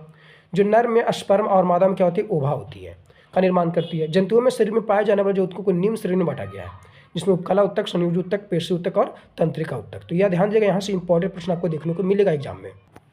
यही अगर बात करते हैं तो नेक्स्ट देखने वाले हम लोग जंतु जगत का वर्गीकरण, ठीक है। यानी कि जंतु जो जगत है अगर बात करते लेकर तो उसकी क्लासिफिकेशन देखने वाले हैं, ठीक है। तो यहाँ पे हम देखेंगे जंतु विज्ञान जो है वो जीव विज्ञान की एक शाखा है, जिसमें समस्त जो है एक कोशिकीय जंतुओं तथा बहुकोशिकीय जंतुओं का अध्ययन किया जाता है। कि एक कोशिकीय और बहुकोशिकीय दोनों देखने को आपको मिलेगा इसमें। तो अरस्तु को ही जो है जीव विज्ञान एवं जंतु विज्ञान का जनक भी कहा जाता है। तो छोटी छोटी बातें आपको याद रखनी है। जंतु जगत दो जो है उपजगतों में विभाजित किया गया है। एक कोशिकीय प्राणी जिसमें केवल एक संघ जो है प्रोटोजोआ सम्मिलित होता है। तो इसमें केवल एक संघ प्रोटोजोआ शामिल होता है एक कोशिकीय प्राणी में। एक होता है बहुकोशिकीय प्राणी, इसमें 9 संघों में जो विभाजित किया जाता है, जिसमें पहला पोरीफेरा देखने को मिलेगा, सिलेंट्रेंट्रा देखने को मिलेगा, प्लेंटीहेल्मिन्थीन देखने को मिलेगा, एस्केहेल्मिन्थीन देखने को मिलेगा, एनालिडा देखने को मिलेगा, आर्थ्रोपोडा देखने को मिलेगा, मोलस्का देखने को मिलेगा, इकाइनोडर्मेटा देखने को मिलेगा, कॉर्डेटा देखने को मिलेगा। तो ये सभी आपको याद रखना। और इनसे जो प्रश्न है ना बिहार पुलिस खासकर बहुत पूछता है, हम देखे हैं, ठीक है। तो ये आप याद रखिएगा। अब जैसे कि सबसे पहले बात करते हैं तो ये तो पता चल गया आपको। तो प्रोटोजोआ में भी कौन कौन जीव शामिल हो ये भी आपको याद रखनी है, आगे देखने को मिलेगा तो वो आप याद रखिएगा। जिसमें सबसे पहले अगर बात करते हैं तो जंतुओं के वर्गीकरण का सर्वप्रथम जो प्रयास है वो अरस्तु ने किया था, जिन्हें जंतु जगत का जो है बोल सकते हैं कि 2 भागों में बांटा था, एक एनाइमा और दूसरा एनाइमा। अच्छा, एनाइमा एनाइमा देखिए, एनाइमा एनाइम, तो ये दोनों तो सेम ही लग रहा है। एनाइमा और इनाइमी, एनाइमा एनाइमा और इनाइमा, ठीक है, अलग अलग है। इन जंतुओं में जो है बोल सकते हैं कि लाल रक्त का अभाव होता है, जैसे कि पोरीफेरा में लाल रंग देखने को नहीं मिलेगा, जिससे इसके अंदर स्पंज आएगा तो आपको याद रखनी है। एंसिलेंट्रेटा जैसे कि हाइड्रा हो जाएगा, ठीक है, देखने को मिलेगा इसमें। एंड ये बात करते हैं तो सिलेंट्रेटा के अंतर्गत ही क्या होता है हाइड्रा आता है, तो ये आपको याद रखनी है। आर्थ्रोपोडा में जो है कीट वर्ग देखने को मिलेगा, मोलस्का में जैसे घोंगा, सीपी देखने को आपको मिलेगा। तो ये छोटे छोटे भी एग्जाम्पल है, लेकिन आगे आपको देखने को मिलेगा, तो वो सभी आप जो एग्जाम्पल है ना याद रखिएगा, बहुत इंपॉर्टेंट, क्योंकि प्रश्न वहाँ से पूछे जाते हैं। खासकर इसलिए पूछाते हैं क्योंकि इनमें से बहुत नाम ही जो याद नहीं रहता किसी को, ठीक है, कन्फ्यूज करने वाला था, तो आप याद रखिएगा। ये बात करते हैं लेकिन तो इनाइमा जो है इन जंतुओं में लाल रक्त जो उपस्थित होता है, जैसे कि सभी कॉर्डेटा जिसमें आपको लाल रक्त देखने को मिलेगा। ओविपायरुस जो से अंडुज बोल सकते हैं जंतु, तो इसमें जो अंडे देने वाले जंतु रखे गए हैं, जैसे कि मछली, मेढक, सरीसृप, पक्षी इत्यादि सब जो अंडे देते हैं। यही बात करते हैं बीबी जो है पायरुस यानी कि जरायुज है, इसके अंतर्गत जो है बच्चों को जन्म देने वाले जंतु जो है सम्मिलित है, यानी कि एक तरह से बोल सकते हैं स्तनधारी बोल सकते हैं। तो इसे बोल सकते हैं सभी जो स्तनधारी जंतु देखने को मिलेगा, जिसमें मनुष्य हो गया, गाय हो गया, कुत्ता, बिल्ली, शेर, व्हेल, मछली, ठीक है, सभी जो है एक तरह से बच्चे को जन्म कर देती हैं। अर्ध जो है जरायुज क्या है, तो इनमें जो है बच्चे के जो है कुछ समय बाद ही माता की जो है विशेष थैलीनुमा संरचना में ही विकास करते हैं, और एक बाद में जो उस थैली से बाहर निकलते हैं। जैसे कि कंगारू जन्म देने के बाद अपने जो है थैलीनुमा में रख लेता है बच्चों को, और उसके बाद ही बाहर निकालता है, तो इसी को बोल सकते हैं ये अर्धायुज, ठीक है। फिर अपृष्ठवंशी या नॉन कॉर्डेटा, इन जंतुओं के जो शरीर में मेरुदंड इनकी रीढ़ की हड्डी नहीं पाई जाती है। पृष्ठ जो है बोल सकते हैं पृष्ठवंशी या कॉर्डेटा, एंड इनमें रीढ़ की हड्डी इनकी मेरुदंड जो है पाई जाती है। अपृष्ठवंशी या फिर नॉन कॉर्डेटा क्या है, तो जिसमें एक पहला है संघ प्रोटोजोआ। इन संघों में जो है एक कोशिकीय प्राणी रखे गए हैं। ये सभी जीव जो है जैविक क्रियाएं एक ही जो है कोशिकाओं से संपन्न करते हैं। जैसे कि ये इंपॉर्टेंट बन जाएगा, आपको याद रखनी, मैं पहले बताया आपको कि जो बता रहे हैं आपको याद करनी, वो याद करनी है। जैसे हमने देखा कि एक कोशिकीय जीव यहाँ पर, ठीक है, बात कर रही है। अब एक कोशिकीय जिसकी की बात करते हैं संघ प्रोटोजोआ में आता है, जिसमें आपको अमीबा याद रखना है, पैरामीशियम देखने याद रखना है, प्लाज्मोडियम याद रखना है, ट्रेपेनोसोमा याद रखना है, गैबिशियम याद रखना है, जियोडियम याद रखना है, लिस्मैनिया याद रखना है, डोडोवानी याद रखनी है, ट्राइकोमोनास याद रखना है, जो है नाइलियसिस याद रखना है, यूग्लियन याद रखना है। लेकिन इसमें भी जो है ना एक कोशिकीय प्राणी होता है जो प्रोकैरियोटिक में आता है, और एक कोशिकीय जो है एक यूकैरियोटिक होता है, तो वो भी आपको याद रखना है, वो भी आपको देखने को मिलेगा, ठीक है। यहाँ भी देखने को मिलेगा आपको, जिसमें संघ देखने को मिलेगा बहुत सारे, तो वो सभी जो बता रहे हैं ना वो आपको खाली याद रखनी है। तो पहले आपको याद रखना ये संघ प्रोटोजोआ के अंतर्गत आएगा, ठीक है। एक मोनेरा के संतर्गत आता है, मोनेरा के संतर्गत आता है। जैसे कि जीवाणु जो होता है ना, बैक्टीरिया की अगर बात करते हैं तो ये मोनेरा संघ के अंतर्गत आता है। इस प्रश्न पूछे भी गए हैं, जस्ट पीछे वाला जो बिहार पुलिस का एग्जाम होता है 2025 में, उसमें प्रश्न पूछे गए थे। तो मैं बता रहा हूँ कि वो सबको याद रखना, वो याद रखनी है। आगे बात करते हैं संघ जो है पोरीफेरा। इस संघ के जो है जंतु बहुकोशिकीय होती है। पोरीफेरा में आने वाले क्या होते हैं, बहुकोशिकीय होती है। इनके उत्तक एवं उत्तक जो बोल सकते हैं कि तंत्र का भाव होता है, और ये समानता जो है खारे जल में पाए जाते हैं, जल में किसी जो है ठोस आधार से चिपके रहते हैं, और इनका शरीर जो है छिद्रनुमा होता है। इनमें कैनाल एवं जल परिवहन तंत्र पाया जाता है, जैसे साइकन स्पंज जो है हो जाएगा, हमारा साइकन स्पंज हो जाएगा, यू स्पंजिया हो जाएगा, ठीक है, बाथ स्पंज हो जाएगा, यू जो है यूप्लैक्टिक जो है लैक्टिकला हो जाएगा, ठीक है। एंड यही बात करते हैं ये जापान में वैवाहिक उपहार के रूप में भी दिया जाता है। तो ये जो आपको देखने को मिल रहा है ना, ये सभी आपको बहुत सारे बहुकोश के अंतर्गत आएगा, और एक तरह से पोरीफेरा संघ पोरीफेरा के अंतर्गत आता है। अब आगे बात करते हैं संघ सिलिंट्रेटा के अंतर्गत कौन कौन सी आती है। तो ये भी बहुकोशिकीय आर्य समिति वाले जलीय तथा द्विस्तरीय जंतु है। इनमें जठर वाहिनी गुहा जिसमें मुख्य एवं जो है गुदा दोनों द्वारा कार्य करती है, ठीक है, पाई जाती है। और इनमें जो है विशेष प्रकार की 10 कोशिकाएं पाई जाती है। प्रवाल जंतु इसी प्रकार के जो है होते हैं जो प्रवाल भित्ति बनाते भी हैं, ठीक है, किसके अंतर्गत जो है बोल सकते हैं संघ सिलिंट्रेटा के अंतर्गत है। जैसे कि ऑस्ट्रेलिया के उत्तर पूर्व में जो समुद्र में ग्रेट बैरियर रीफ जो स्थित है, एक प्रवाल भित्ति इनकी सबसे बड़ी जो है भित्ति है, प्रवाल भित्ति कौन है, ग्रेट बैरियर रीफ। तो ये भी आपको याद रखना है। एंड इसमें हाइड्रा, मैंने बताया था आपको कि हाइड्रा देखने को मिलेगा, जेली फिश देखने को मिलेगा, सी एनीमोना देखने को, मूंगा देखने को मिलेगा। ये सभी जो प्रवाल है वो संघ सिलिंट्रेटा के अंतर्गत आता है, और इंपॉर्टेंट है, प्रश्न पूछा गया है, ठीक है। हाइड्रा, जेली फिश, सी एनीमोना, मूंगा, ये सभी आपको याद रखनी है। अच्छा, आगे बात करते हैं संघ प्लेंटीहेल्मिंथेज के अंतर्गत कौन कौन सी आती है। तो चपटक कृमि, जैसे कि इनका शारीरिक जो है संगठन उत्तक अंग कोटि का बना होता है। अधिकांश सतह जो है परजीवी होते हैं, एंड उभयलिंगी भी होते हैं। एंड एक ही जो है जंतु में नर मादा जननांग पाए जाते हैं, उसी को क्या बोलते हैं, उभयलिंगी, उसी को बोलते हैं, ठीक है। जिसमें एक ही जंतु में जो है नर और मादा दोनों कार्य करते हैं, ठीक है, जननांग पाया जाता है, एक तरह से बोल सकते हैं हम लोग। अब इसमें त्रिस्तरीय जो है शरीर, परंतु वास्तविक देश गुहा का जो है अभाव होता है, देह गुहा का। इनमें जो उत्सर्जन के लिए विशेष प्रकार की फ्लेम जो है कोशिका, इनकी ज्वाला कोशिका का जो है पाई जाती है। इनका शरीर जो है चपटे कृमि जैसा होता है, जैसे कि लीवर, फ्लूक, परजीवी कृमि या भेड़, बकरी, घोड़ा आदि एवं बोल सकते हैं मनुष्य के यकृत एवं पित्त वाहिनी में ये पाया भी जाता है। फिर फीता कृमि इनकी टीनिया जो है सोलियम जो है बोल सकते हैं एक तरह से सुअर मांस फीता कृमि, टीनियम जो है सैजिनेटा, ठीक है, ये गोमांस जो है फीता कृमि देखने को मिलेगा आपको, ठीक है। और यही बात करते हैं आगे, तो कहता है कि सुअर तथा गाय इसके द्वितीय पोषक भी हैं, जिनमें मांसपेशियों में इसका जो है ब्लेडरम जो है लार्वा पाया जाता है। एंड ऐसे जो है सुअर एवं गाय का जो है अधपक्का इनकी कच्चा मांस जो है खाने से मनुष्य में इसका संक्रमण भी हो सकता है। एंड यह मनुष्य की आंत में पाया जाता है, जिससे कि हो सकता है मनुष्य में टीनियसिया रोग भी हो सकती है। तो ये भी आपको याद रखनी है। आगे है एस्केलेंथिस, यानी कि एस्केलेंथिस की बात करते हैं तो इस संघ के जंतुओं का शरीर जो है त्रिस्तरीय बेलनाकार एवं खंडन विहीन जो है होता है। आहार नल पूर्ण विकसित होते हैं, उत्सर्जन प्रोटोनेफ्रेडिया द्वारा होता है, और इनमें जो है कुट गुहा पाई जाती है। वास्तविक देह गुहा अनुपस्थित होता है, जैसे एस्केरिस मनुष्य की आंत में पाया जाता है। एस्केरिसिस रोग जो है के कारण होता है। बाउचेरिया जैसे कि बात करते हैं लेकर ब्रोको जो है बोल सकते हैं कि ब्रोंको फाइटा हो जाएगा। फाइलेरिया हाथी पाप जिसको बोल सकते हैं कारण होता है। तो हाथी पाप जो होता है ना, इसी फाइलेरिया यानी कि बाउचेरिया के द्वारा होता है। तो आप याद रखिएगा, इंपॉर्टेंट बन जाएगा क्योंकि प्रश्न पूछे गए हैं ऑलरेडी एग्जामों में। फिर संघ एलेनिडा के अंदर कौन कौन से आती है? तो शरीर लंबा पतला होगा और द्विपार्श्व समिति के कारण होगा, खंडों में बटा हुआ रहेगा। तो देखते हैं कौन कौन एलेनिडा के अंतर्गत आता है।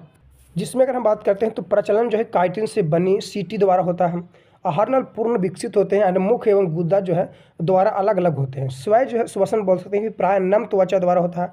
अंड इनका जो है रुधिर लाल होती है तथा रक्त वाहिनिकाएं पाई जाती है तथा इनमें जो है बंद परिसंतंत्र तंत्र पाया जाता है। याद रखें, इंपॉर्टेंट रहेगा।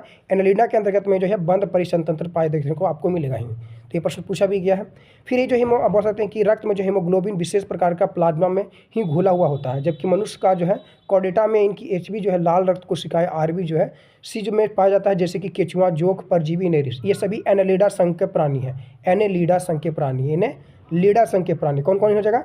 केचुआ, जोंक, परजीवी, नेरिस जो होती है। ठीक है, तो आप याद रखिएगा। केचुआ जो उभयलिंगी होता है, ये भी आपको याद रखना इंपॉर्टेंट बनेगा। यह भूमि की उपजाऊ जो है क्षमता बढ़ाता है। उभयलिंगी मतलब समझ गया ना, इसी में जो है नर जनांग भी होगा, मादा जनांग भी होगा, क्षमता होगी। ठीक है, यानी कि जब चाहेगा वो नर बन जाएगा, जब चाहेगा वो क्या होगा, मादा बन जाएगा। फिर यही बात करते हैं, या जो है सड़ी गली पत्ती एवं गोबर के खाद में जो है बर्मी हो सकते कंपोस्ट तैयार करता है। केचुए में जो है 4 जोड़ी हृदय पाई जाती है, इनमें तंत्रिका तंत्र भी पाया जाता है।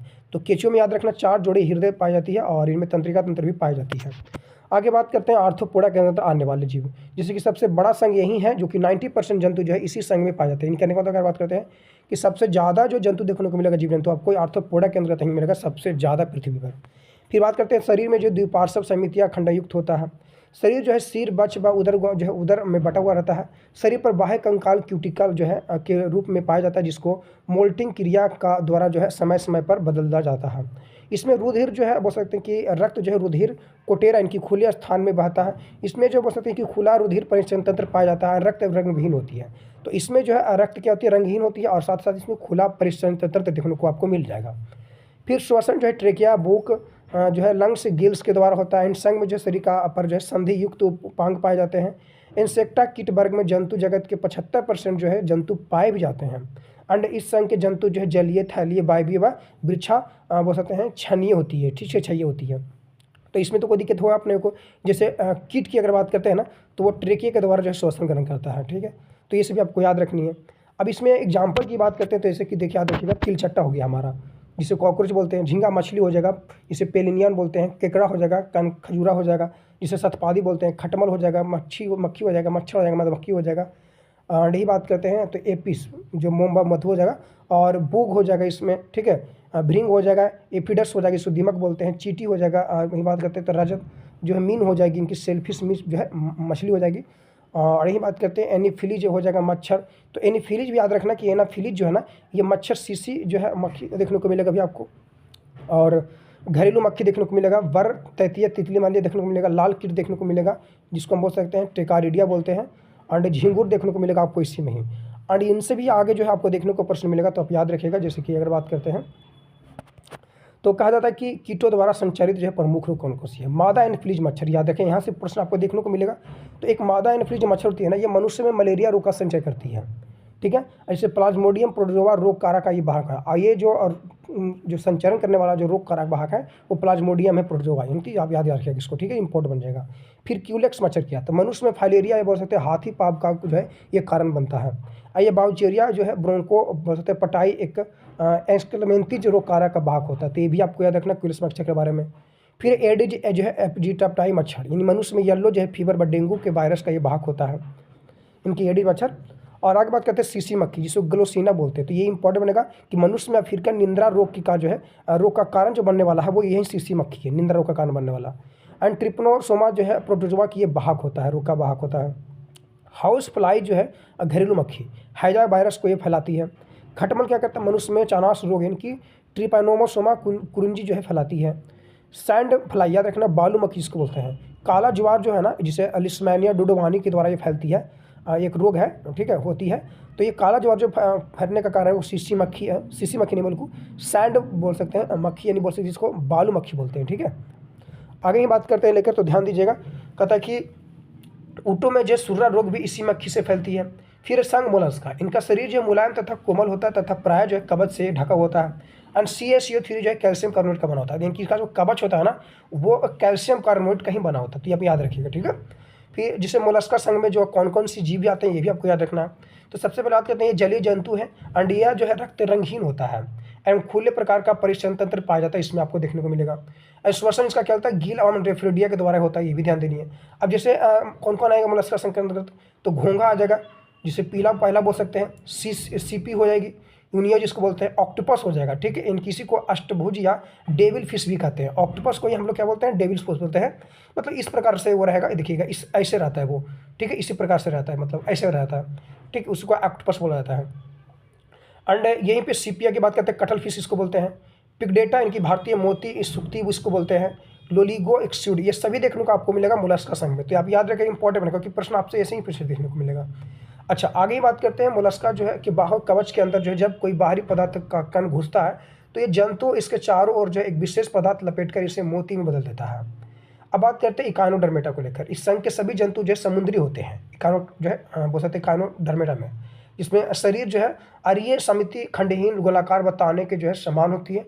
प्रचलन एवं भोजन जो है ग्रहण हेतु विशेष रचना नाल पाद पाई जाती है। इनमें जो है पुनरुत्पादन ये बोल सकते हैं, पुनरुत्पादन की जो है विशेष क्षमता पाई जाती है, जैसे कि स्टार फिश यानी तारा मछली इसी को बोलते हैं। और इसे याद रखिएगा, इंग्लिश हिंदी दोनों याद रखनी है, ठीक है। फिर भंगूर तारा इसी को बोलते हैं बीटर स्टार। समुद्री आर्चियन इसी को बोलते हैं काइनस।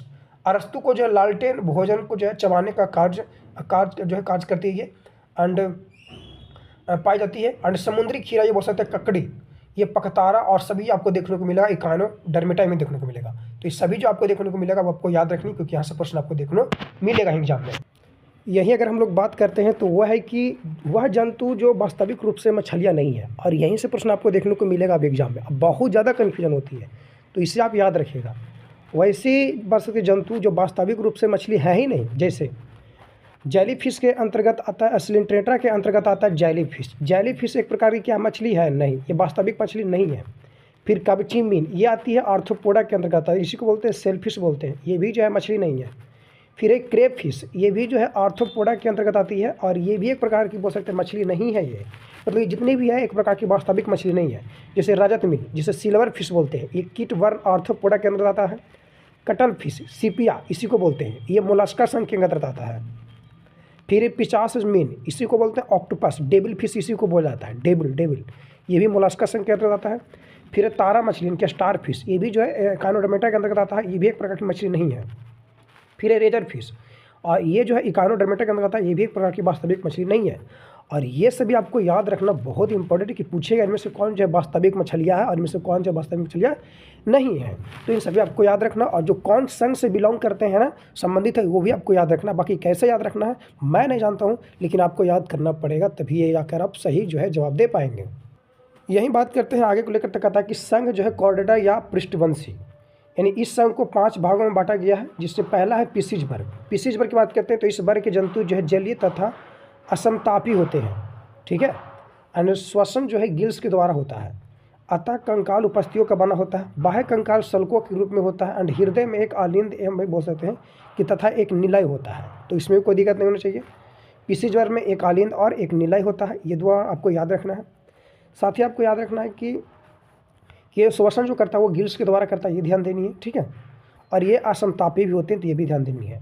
उदाहरण के लिए से बात करते हैं विद्युत मछली जिसे टॉर्पीडो बोलते हैं, कुत्ता मछली स्कॉलिडियन बोलते हैं, दरियाई घोड़ा हिपोकैम्पस बोलते हैं, फुसफुस मीन इत्यादि, ये सभी जो है पिसीज वर्ग के अंतर्गत आते हैं। अब जैसे कि रोहू जो है कटला, ये खाने योग्य मछली है, तो ये आपको याद रखनी है।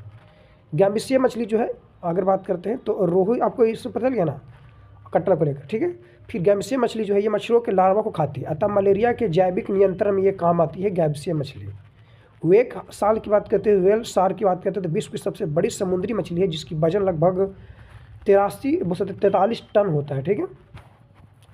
आगे जो है एम्फीबिया वर्ग के अंतर्गत है, तो एम्फीबिया वर्ग के अंतर्गत बात करते हैं, इन्हें जंतु जगत के उभयचर कहते हैं, ये ध्यान देने आपको। इस वर्ग के अधिकांश जो है सदस्य स्वच्छ जलीय होते हैं। ये जंतु जो है असमतापी होते हैं, एंड श्वसन क्लोम द्वारा, नम त्वचा द्वारा तथा फेफड़ा द्वारा होता है, एंड हृदय में 2 जो है आलिंद और एक निलय पाया जाता है, तो ये भी ध्यान देनी है। उदाहरण के लिए सैलामेंडर हो जाएगा और मेढक आदि जो है ये सभी जो है एम्फीबिया वर्ग के अंतर्गत आते हैं।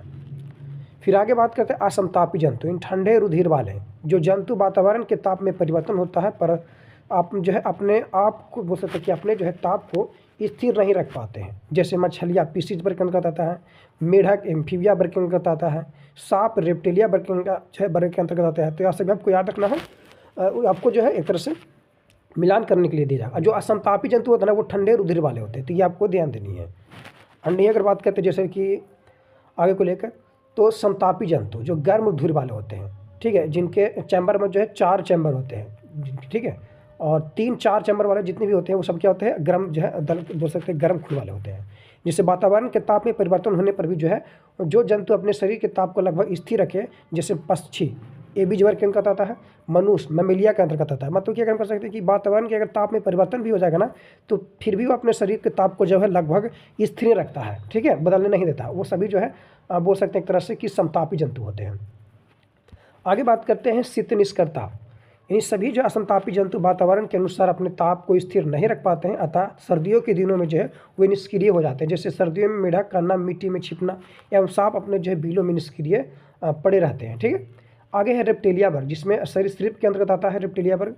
ये वास्तविक जो है वास्तविक स्थलीय कशेरुकी जीव है जो कि टैंकर जमीन पर ये चलते हैं। और ये असमतापी जंतु है, श्वसन फेफड़ा के द्वारा होता है। हृदय में 2 आलिंद और 1 अर्ध जो है विभाजित निलय होता है, अर्थात अपूर्ण जो है 4 कोष्ठीय हृदय होता है इसका। और परंतु मगरमच्छ एवं घड़ियाल में पूर्ण रूप से जो है 4 कोष्ठीय होते हैं, 2 आलिंद और 2 निलय होते हैं। किसमें? मगरमच्छ और घड़ियाल में।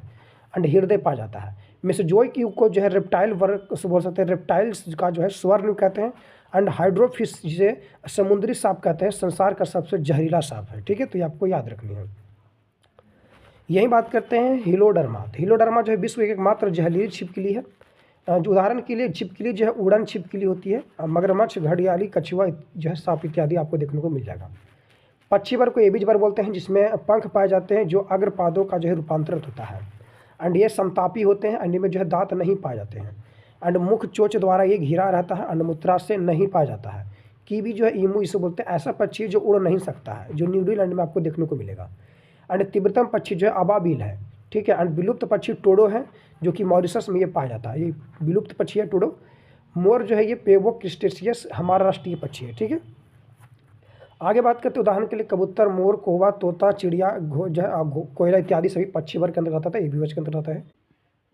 यही बात करते हैं मैमेलिया को लेकर। तो मैमेलिया जो है इस वर्ग के जंतु स्तनधारी कहलाते हैं। एंड शरीर पर जो है रोम तथा बाल पाए जाते हैं, और ये जीव समतापी भी होते हैं, ठीक है। फिर हृदय पूर्ण रूप से 4 कोष्ठीय होता है, 2 आलिंद होता है और 2 निलय भी होता है। फिर ये बात करते हैं इनकी आरबीसी में जो है केंद्रक नहीं होता है, जैसे ऊँट को छोड़कर आरबीसी में जो है इसमें सभी में केंद्रक नहीं होता है, मैमेलिया वर्ग के अंतर्गत, जबकि ऊँट में होता है। फिर उदाहरण के लिए जैसे चमगादड़, व्हेल, मछली, मनुष्य, कुत्ता, बिल्ली, चेड़, हाथ जो है चीता, हाथी, ऊँट, चिंपांजी, गोरिल्ला, गैंडा, गाय, भैंस, बकरी, भेड़, जिराफ, घोड़ा, बंदर, सुअर, खरगोश, चूहा इत्यादि सभी मैमेलिया वर्ग के अंतर्गत हैं। स्तनधारी वर्ग को जो है 3 उपवर्गों में बांटा गया है। जैसे प्रोटोथीरिया जो अंडे देते हैं, जैसे कि एकिडना क्या करता है, अंडा देता है, और ये सभी स्तनधारी है। और स्तनधारी का मतलब क्या होता है कि वो बच्चे जन्म दे, लेकिन नहीं, यहाँ पे अंडे जन्म दे रहा है, ये अंडे देता है एकिडना, फिर भी वो स्तनधारी है, याद रखिएगा। फिर ये मेटाथीरिया जो अपरिपक्व बच्चे देते हैं, जैसे मतलब अपने आधे जो है अपरिपक्व बच्चे दे पाते हैं, वो इसी से कंगारू बोलते हैं। ये बच्चे देने के बाद भी जो है अपने मतलब पेट में ये छुपाए रखता है, ठीक है। फिर आगे है यूथीरिया, ये जो विकसित शिशु को जन्म देते हैं, जैसे मनुष्य हमारा हो जाएगा, ठीक है। तो है तो स्तनधारी, लेकिन ये तीनों जो है वर्गों में बांटा गया है। फिर स्तनधारी वर्ग में जो है रक्त का सबसे ज़्यादा तापमान बकरी का होता है, 39.9 डिग्री सेंटीग्रेड होता है। एवं सबसे कम जो तापमान होता है कंटीले चीटी खोर का होता है, जो 22.2 डिग्री सेंटीग्रेड होता है। यही डक बिल जो है प्लेटिपस एकमात्र विषैली स्तनधारी भी है। आगे जंतु विज्ञान की विभिन्न शाखाओं के जनक, तो ये आपको याद रखना है, ये बहुत इंपॉर्टेंट बनेगा। जैसे कि है तो छोटा चीज़, लेकिन याद रखनी है। जैसे चिकित्सा शास्त्र किसे कहते हैं, हिपोक्रेटस को कहा जाता है। सूक्ष्मजीव का पिता किसे कहा जाता है, ये जनक बोल सकते हैं, लुई पास्चर को कहा जाता है। जीवाणु विज्ञान का जनक किसे कहते हैं, रॉबर्ट कोच को कहते हैं। रक्त परिसंचरण तंत्र की खोज किसने की था, विलियम हार्वे ने, तो याद रखिए, इंपॉर्टेंट बन जाएगा। आधुनिक अनुवांशिकी का पिता किसे कहते हैं, वेटसन को कहा जाता है। फिर तुलनात्मक रचनात्मक की जो है जन किसे कहते हैं, जी क्यूवेर को कहा जाता है। जंतु विज्ञान के पिता अरस्तु कहते हैं। अनुवांशिकी का पिता जी मेडल को कहते हैं। फिर यही बात करते हैं लेकर प्रतिरक्षा विज्ञान तो का जनक किसे कहा जाता है? एडवर्ड जेनर को कहा जाता है। रुधिर वर्ग का जो है बोल सकते जनक किसे कहते हैं? कार्ल लैंडस्टीनो को कहा जाता है। तो याद रखिएगा इसी रुधिर वर्ग है, ठीक है। रुधिर वर्ग मतलब ब्लड ग्रुप की खोज करने वाला कार्ल लैंडस्टीनो था, लेकिन रक्त परिसंचरण की खोज करने वाला विलियम हार्वे था। तो ये आपको कन्फ्यूजन नहीं होना, याद रखिएगा। विकिरण अवनांश की बात करते हैं, एच.जे. जो है मुलर थे। फिर बार्गेकी के जनक कैरोलस लीनिये था। तो ये दोनों आपको सभी जो है जितने भी थे ये आपको याद रखनी है। यही अगर हम बात करते हैं लेकर, तो आगे जो है देखने को आपको मिलेगा माइक्रोस्कोपी का जनक मार्सेलो मालपीजी को कहा जाता है। आधुनिक जो है ब्रूनिका का पिता कार्ल इवानोवेर को कहा जाता है। जीरो टेक्नोलॉजी का पिता जो है वाल्डीमीर कोरेनचेकोस्की का कहा जाता है। फिर यही सुजानिकी जो है अब फ्रांस का बात करते हैं जनक किसे कहा जाता है? तो फ्रांसीसी गाल्टन को कहा जाता है। एंडोक्राइनोलॉजी का जनक थॉमस एडिसन को कहा जाता है। जीवाश्म विज्ञान का जो है जनक लियोनार्डो डा विंची को कहा जाता है। आधुनिक शारीरिक का जनक जो है एड्रियन बैसेलियस को कहा जाता है। उत्परिवर्तन का जो सिद्धांत दिया था किसने? हुगो डुब्रिज ने दिया था। तो याद रखेंगे, इंपॉर्टेंट बनेगा ये वाली। आगे जो हम लोग देखने वाले हैं वो देखने वाले हैं मानव शरीर के महत्वपूर्ण तथ्य। इंपॉर्टेंट बनेगा महत्वपूर्ण तथ्य। जैसे मानव शरीर में बात करते हैं तो सबसे छोटी हड्डी फीमर की हड्डी है। सबसे छोटी बड़ी हड्डी फीमर हड्डी हो जाएगा। सबसे छोटी हड्डी स्टेपिस होता है, कान की हड्डी हो जाएगा। और ये जांघ की हड्डी हो जाएगा, बड़ा वाला, ठीक है। सबसे बड़ी ग्रंथि यकृत लीवर हो जाएगी। सबसे बड़ी जो है अंतःस्रावी ग्रंथि थायराइड ग्रंथि हो जाएगा। एंड सबसे बड़ी जो कोशिका है वो न्यूरॉन है, ठीक है। अच्छा, अगर बात करते हैं अग्नाशय को लेकर, तो अग्नाशय क्या है? ये सबसे बड़ी मिश्रित ग्रंथि है, ठीक है। तो ये आप याद रखिएगा, मिश्रित ग्रंथि। आगे है सबसे बड़ी कोशिका न्यूरॉन कोशिका है। लंबी में अगर बात करें तो सबसे बड़ी धमनी जो है बोल सकते हैं कि एब्डोमिनल एओर्टा है। सबसे बड़ा सिरा एंफीरियर वेनामुका है। सबसे लंबी तंत्रिका सियाटिका है। सबसे बड़ी पेशी ग्लूटियस मैक्सियस है। और सबसे छोटी पेशी जो है स्टेपेडियम है, ठीक है, जो कि ऑलरेडी हम लोग देखे भी थे इसके बारे में। और यहीं कर बात करते लेकर आगे, तो कहता है सबसे बड़ा श्वेत रक्तकण जो कौन सी है? मोनासाइट है। सबसे अधिक पुनर्भवन क्षमता किसमें होती है? यकृत में होती है। और यही बात करें सबसे कम पुनर्भवन क्षमता जो किसमें होती है? मस्तिष्क कोशिका में होता है। ये दोनों आपको याद रखना बड़ी इंपॉर्टेंट है, ठीक है। सबसे अगर बड़ी अधिक की बात करें क्षमता को लेकर तो यकृत में हो जाएगा, सबसे कम मस्तिष्क में होती है। फिर सबसे बड़ा अंग कौन है? त्वचा, हमारा स्किन जिसको बोलते हैं। सबसे व्यस्त अंग कौन है? हृदय है। सबसे पतली त्वचा कौन है? कंजंक्टिवा है, तो याद रखिएगा कंजंक्टिवा। एंड यहाँ की बात करते हैं अगर संपूर्ण शरीर में जो है रक्त का आयतन कितना होता है? 5 से 6 लीटर होता है लगभग, ठीक है, जो वजन का लगभग 7 से 8 किलोग्राम होता है। एंड यही बात करें सामान्य रक्तचाप कितना है? तो वो 120 से जो है 80 mm जो है HG होता है। लाल रक्त कणों की RBC की संख्या पुरुष में 5 से लेकर जो है 5.5 मिलियन होती है। और यही बात करते हैं क्यूबिक मीटर होती है। और महिला में 4.5 से लेकर जो है 5 मिलियन क्यूबिक होती है, ठीक है। अच्छा, आगे ही बात करते लेकर, तो आगे है कि लाल रक्त कणों का जीवन काल जो होता है 120 दिन होता है, ठीक है। जबकि WBC की बात करते लेकर तो आपको देखने को मिल जाएगा 2 से 5 दिन की लगभग 1 सप्ताह मैक्सिमम होती है। श्वेत रत्न जो है कण का असामान्य काउंट जो होता है वो 5000 से लेकर 10,000 क्यूबिक के वन तक होता है। श्वेत रत्न का जीवन काल होता है 2 से 5 दिन का। यही बात करते हैं कि DLC जो है DLC डिफरेंशियल ल्यूकोसाइट काउंट जो आपको देखने को मिलेगा, इसमें आपको बेसोफिल्स 0.5 से लेकर जो 1.0 के बीच होती है। मोनासाइट की बात करते हैं 3.0 से लेकर जो बोल सकते हैं कि 8.0 तक होती है। लिम्फोसाइट जो होती है 20 पॉइंट जो है से लेकर 25 जो है % तक होती है। एसिनोफिल्स की बात करते हैं 1.5 जो है 0 से लेकर जो 3.0 तक होती है। और न्यूट्रोफिल्स जो होती है 14 पॉइंट से लेकर जो है 20% तक होती है। यानी सबसे ज़्यादा जो होती है वो कौन होती है? न्यूट्रोफिल्स होती है। सबसे कम में आपको कौन देखने को मिलेगा? तो बेसोफिल्स मिलेगा। बेसोफिल्स देखो आप याद रखिएगा, ठीक है। WBC का सब प्रकार है। आगे बात करते हैं रक्त प्लेटलेट काउंटर। तो ये जो होती है कब होती है? 20 जो है बोल सकते हैं 2 लाख से कितना 2 लाख से लेकर जो है 4 लाख प्रति क्यूबिक एम होती है। हीमोग्लोबिन का प्रतिशत अगर बात करते हैं पुरुष में 14 से 16 ग्राम प्रति जो है 100 सीसी रक्त में होती है। यही महिला में 12 से 14 ग्राम जो होती है प्रति सीसी रक्त में जो होती है। तो ये दोनों आपको याद रखना बड़े इंपॉर्टेंट है। अच्छा, ये तो पता होगा कि सर्वदाता रक्त समूह किसे कहते हैं? O नेगेटिव को कहते हैं। O में किसे कहते हैं? O नेगेटिव को कहते हैं, याद रखिएगा। यही सर्वग्राही रक्त समूह जो कहते हैं AB पॉजिटिव को कहते हैं। अगर दे भी रहा आपको ऑप्शन में तो AB नेगेटिव AB पॉजिटिव, तो AB पॉजिटिव मारिएगा, ठीक है। फिर सामान्य शरीर तापमान कितना होता है? 98.4 जो है बोल सकते हैं फ़ारेनहाइट। और अगर बात करते हैं यहीं पर लेकर कि डिग्री सेंटीग्रेड में कितना होता है, तो ये आप कमेंट में इसका जरूर जवाब दीजिएगा, ठीक है। फिर आगे बात करते हैं यहीं पर लेकर जो है श्वसन दर जो होती है कितना होती है? 16 से लेकर 20 प्रति मिनट होती है, ठीक है।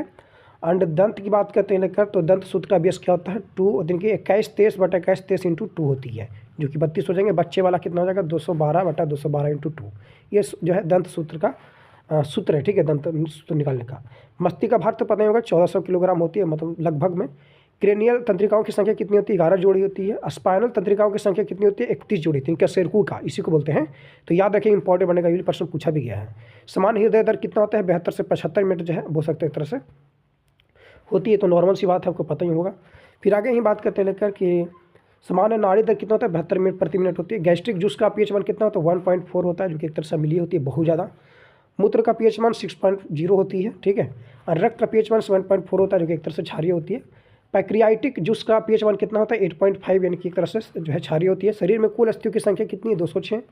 शरीर में कुल पेशियों की संख्या कितनी है? 639, पूछा गया प्रश्न है।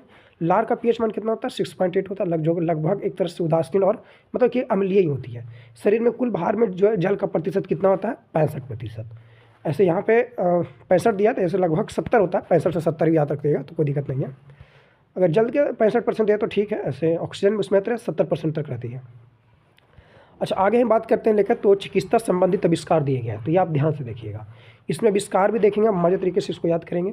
जिससे विटामिन का आविष्कार फंक ने किया था, विटामिन बी का आविष्कार मैकुलर ने किया था, एंटीजन की खोज लैंड स्टीनर ने किया था, बैक्टीरिया की खोज ल्यूवेनहॉक ने किया था, हृदय प्रत्यारोपण किसने किया था? क्रिश्चियन बर्नार्ड ने किया था, बैक्टीरिया की खोज ल्यूवेनहॉक ने किया था, प्राकृतिक जो है बरनबाद चार्ल्स डार्विन ने दी थी, रेबिज जो है रोधी टीका की खोज ल्यू पास्चर ने किया था, रक्त परिवर्तन की जो खोज कार्ल लैंड स्टीनर ने किया था, विटामिन ए की खोज मैकुलर ने किया था, विटामिन डी की खोज हॉपकिंस ने की थी, डायबिटीज़ की खोज बेरिंग ने की थी, ठीक है। प्रथम जो है प्रखनली शिशु एडवर्ड जो एंटोस्टिटोपनो ने दे दिया था, मलेरिया परजीवी की खोज रोलांडो रॉस ने किया था, पेनिसिलिन की खोज अलेक्जेंडर फ्लेमिंग ने की थी, चेचक के टीके की खोज एडवर्ड जेनर ने किया था, डीएनए की खोज जेम्स वाटसन एंड क्रिक ने किया था, ठीक है। तो ये सभी आपको याद रखनी है।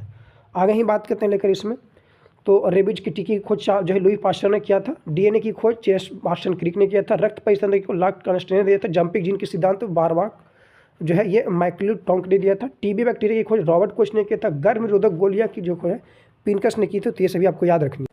नेक्स्ट बात करते हैं हम लोग यहीं पे प्रमुख चिकित्सा उपकरण। प्रमुख चिकित्सा उपकरण में देखने वाले हैं एमआरआई। एमआरआई क्या है? तो एमआरआई जो है मैग्नेटिक रेजोनेंस इमेजिंग है, इनकी एमआरआई इसी को बुलाता है। इसके द्वारा जो है संपूर्ण शरीर में असमान या विकृत का पूर्णता जो है सही, यानी कि एक्सटर्नल जो है एक्यूरेट का पता लगाया जाता है, ठीक है। जिस कोई बीमारी पूरा शरीर में हो, अंदर की जो है विकृति का पूर्ण रूप से अगर सही की पता लगाना हो तो एमआरआई कराया जाता है। एक सीटी स्कैन भी होता है, जो कि आगे आपको देखने को मिलेगा। तो ये है, तो एक बात करते हैं, कंप्यूटेड जो है ये टोमोग्राफी होता है, इसी को बोलते हैं सीटी स्कैन बोलते हैं। एंड ये संपूर्ण शरीर में जो है किसी असमान या विकृति जो है की अगर बात करते हैं लेकर, तो का पता लगाने हेतु तो इसका प्रयोग किया जाता है। ये हृदय इसमें मतलब सेम दोनों का सेम, लेकिन थोड़ा सा इसका अलग लेवल होता है और ये थोड़ा सा कम लेवल का होता है, ठीक है। तो ये ध्यान दीजिएगा। और यही बात करते हैं पेसमेकर को लेकर, तो ये हृदय की गति को जो है बात करते हैं, तो कम हो जाने पर इसे समान अवस्था में जो है लाने हेतु इसका प्रयोग किया जाता है। इनकी अगर धड़कन कम जो है होने लगा तो उस स्थिति में पेसमेकर का उपयोग किया जाता है। फिर बात करते हैं इलेक्ट्रोकार्डियोग्राफी। हृदय संबंधित असामान्यताओं का पता लगाने के लिए इसका उपयोग किया जाता है। इलेक्ट्रो जो है बात करते हैं तो इंसेफेलोग्राम, यानी कि जो है इलेक्ट्रो हो जाएगा, ईसीजी हो जाएगा हमारा, ठीक है। तो इसमें जो मस्तिष्क की विकृतियों का पता लगाने के लिए किया जाता है ईसीजी का, ठीक है। तो आप याद रखिएगा। और यही बात करते हैं लेकर आगे, तो वह है असंतुलित आहार की बात करते हैं लेकर, for age group 10 to 11 years, 10 years. तो ये जैसे कि कुछ आहार दिए गए हैं, जैसे कि अगर बात करते लेकर, तो भोजन के अवयव दिया गया जैसे कार्बोहाइड्रेट, तो ये आपकी मात्रा जो है प्रतिदिन होनी चाहिए 130 से लेकर 150 ग्राम तक होनी चाहिए, मतलब इतना साल के बच्चों के लिए, ठीक है। जैसे प्रोटीन आपको जो है रोज़ प्रतिदिन 78 ग्राम जो है का सेवन करना ही चाहिए। बासा फाइट की बात करते हैं तो 22 ग्राम हो जाएगी। और यही बात करते हैं विटामिन की अगर, तो एज पर नीड आवश्यकता अनुसार इसकी ज़रूरत पड़ेगी, लेकिन बाकी ये आपको कार्बोहाइड्रेट, प्रोटीन, वसा, विटामिन की जो है वसा की बात करते हैं तो लेकर ये आवश्यक है, ठीक है। और यही बात करते लेकर, तो खनिज जिसमें लवण जला की बात करते हैं तो 660 मतलब mg हो जाएगा, और 2 से 3 लीटर एज पर जो है नीड आवश्यकता अनुसार आपको जल जो है पीना ही है, मतलब 2 से 3 लीटर आपको प्रतिदिन पीना ही जल जो है आवश्यकता अनुसार। ये आपको बेहतरीन जल जो है बहुत बेहतरीन होती है सभी के लिए। अब बात करते हैं और जो है रफगेट, तो ये जो है एज पर नीड आप जो है आवश्यकता अनुसार आपको लेने की ज़रूरत पड़ेगी। नेक्स्ट अगर बात करते हैं, इसमें लेकर आपको दी गई है, ध्यान से देखिएगा, और आपको इसी में देखने को मिल जाएगा, ठीक है। तो ये दंतसूत्र हो गया, और यहीं अगर हम बात करते हैं लेकर, तो इसको भी देख लीजिएगा आपको, ठीक है। देख ही लेते हैं, दंतसूत्र को देख लेते हैं हम लोग, जिसमें अगर हम बात करते हैं लेकर, तो कहा जाता है कि डेंटल फॉर्मूला फॉर सम मम्मा से जो है कुछ स्तनधारितों के लिए दंत सूत्र क्या है, जिसे बालक के लिए 2102 मतलब जो ऊपरे रहेगा जो नीचे रहेगा ये आपको याद रखना। तो 2102 याद रखिए, बस नहीं काफ़ी। जिसमें दांतों की संख्या कितनी हो जाएगी, 20 हो जाएगी। ये बालक के लिए। आदमी के लिए आपको 21 है, ठीक है। तो याद रखिएगा, जिसमें यहाँ से मल्टीपल 2 कर दीजिएगा ना, तो आ जाएगा आपको 32। फिर कुत्ता के लिए आपको 3142 से, और नीचे 43 हो जाती है। ये आपको थोड़ा सा ध्यान देनी है, ठीक है। बाकी अलग जो उतना इंपॉर्टेंट नहीं पूछेगा आपको, उतना नहीं पूछेगा, इससे अब बाहर नहीं पूछेगा। जैसे खरगोश हो गया तो 20-23/10-23 हो जाएगा, ठीक। 20-33/10-23 हो जाएगा, इसमें 28 इसकी धातु की संख्या होती है टोटल। घोड़ा की बात करते हैं 31-43/31-43 ही होगा, जो कि 44 होती है। हाथी 10-33 बोल सकते हैं 33 होती है, तो ये भी जो बोल सकते हैं एक तरह से 26 धातु की संख्या इसकी होती है। और बिल्ली की अगर बात करते हैं यहीं पे लेकर, तो 31/31 और जो है 31 बोल सकते हैं 31 और बटा 31 बटा बोल सकते हैं 31 और 21 हो जाएगा बटा के रूप में, ठीक है। और टोटल जो धातु की संख्या होगी वो 30 हो जाएगा बिल्ली का। बंदर की बात करते हैं तो 21-23 हो जाएगा, और एक बटा में भी 21-23 हो जाएगा, जो कि सेम टू सेम मानव की जो है दांतों की संख्या ही कितना होती है, बंदरों की संख्या भी होती है। आगे है विभिन्न जो है पाचन अंगों द्वारा स्रावित पाचन रस तथा उनके कार्य। और तो ये इनके कार्य का जो है देखने वाले हम लोग, तो इसको आप ध्यान से देखिएगा। जिसमें अगर हम बात करते हैं ना, तो ये इंपॉर्टेंट बनेगी आपके एग्जाम के लिए। जिसमें सबसे पहले बात करते हैं स्रावित एंजाइम, उसका कार्य, जटिल से संरक्षित और कार्यस्थल क्या है। तो पाचन रस को स्रावित करने वाले अंग की अगर बात करते हैं, जैसे लाल ग्रंथि। लाल ग्रंथि में टाइलिन और बोल सकते हैं एमिलेज जो है, बोल सकते हैं एमाइलेज जो है ग्रंथि, मतलब कि जो एंजाइम जो है पाया जाता है किसमें, टाइलिन और जो है और एमाइलेज जो है लाल ग्रंथि में। और ये प्रश्न अभी जस्ट जो है अगर हम बात करते लेकर, तो एनटीपीसी में प्रश्न पूछा गया था कि लार में जो है कौन सी जो है हम बोल सकते हैं कि एंजाइम होता है। एंजाइम दिया गया था, इसमें आपको कहीं कहीं आपको माइलेज की जगह पर आपको जो है याद रखिएगा एमाइलेज हो गया ना, एक माइलेज, ठीक है, कुछ जगह नहीं। और यहीं अगर बात करते हैं तो ये भी जो एक तरह से वसा का पाचन करता है, जो है बोल सकते हैं कार्बोहाइड्रेट का पाचन करता भी है। तो उसमें भी आपको देखने को मिल जाएगा, जैसे कि हमारा एक एमाइलेज हो जाएगा, ठीक है।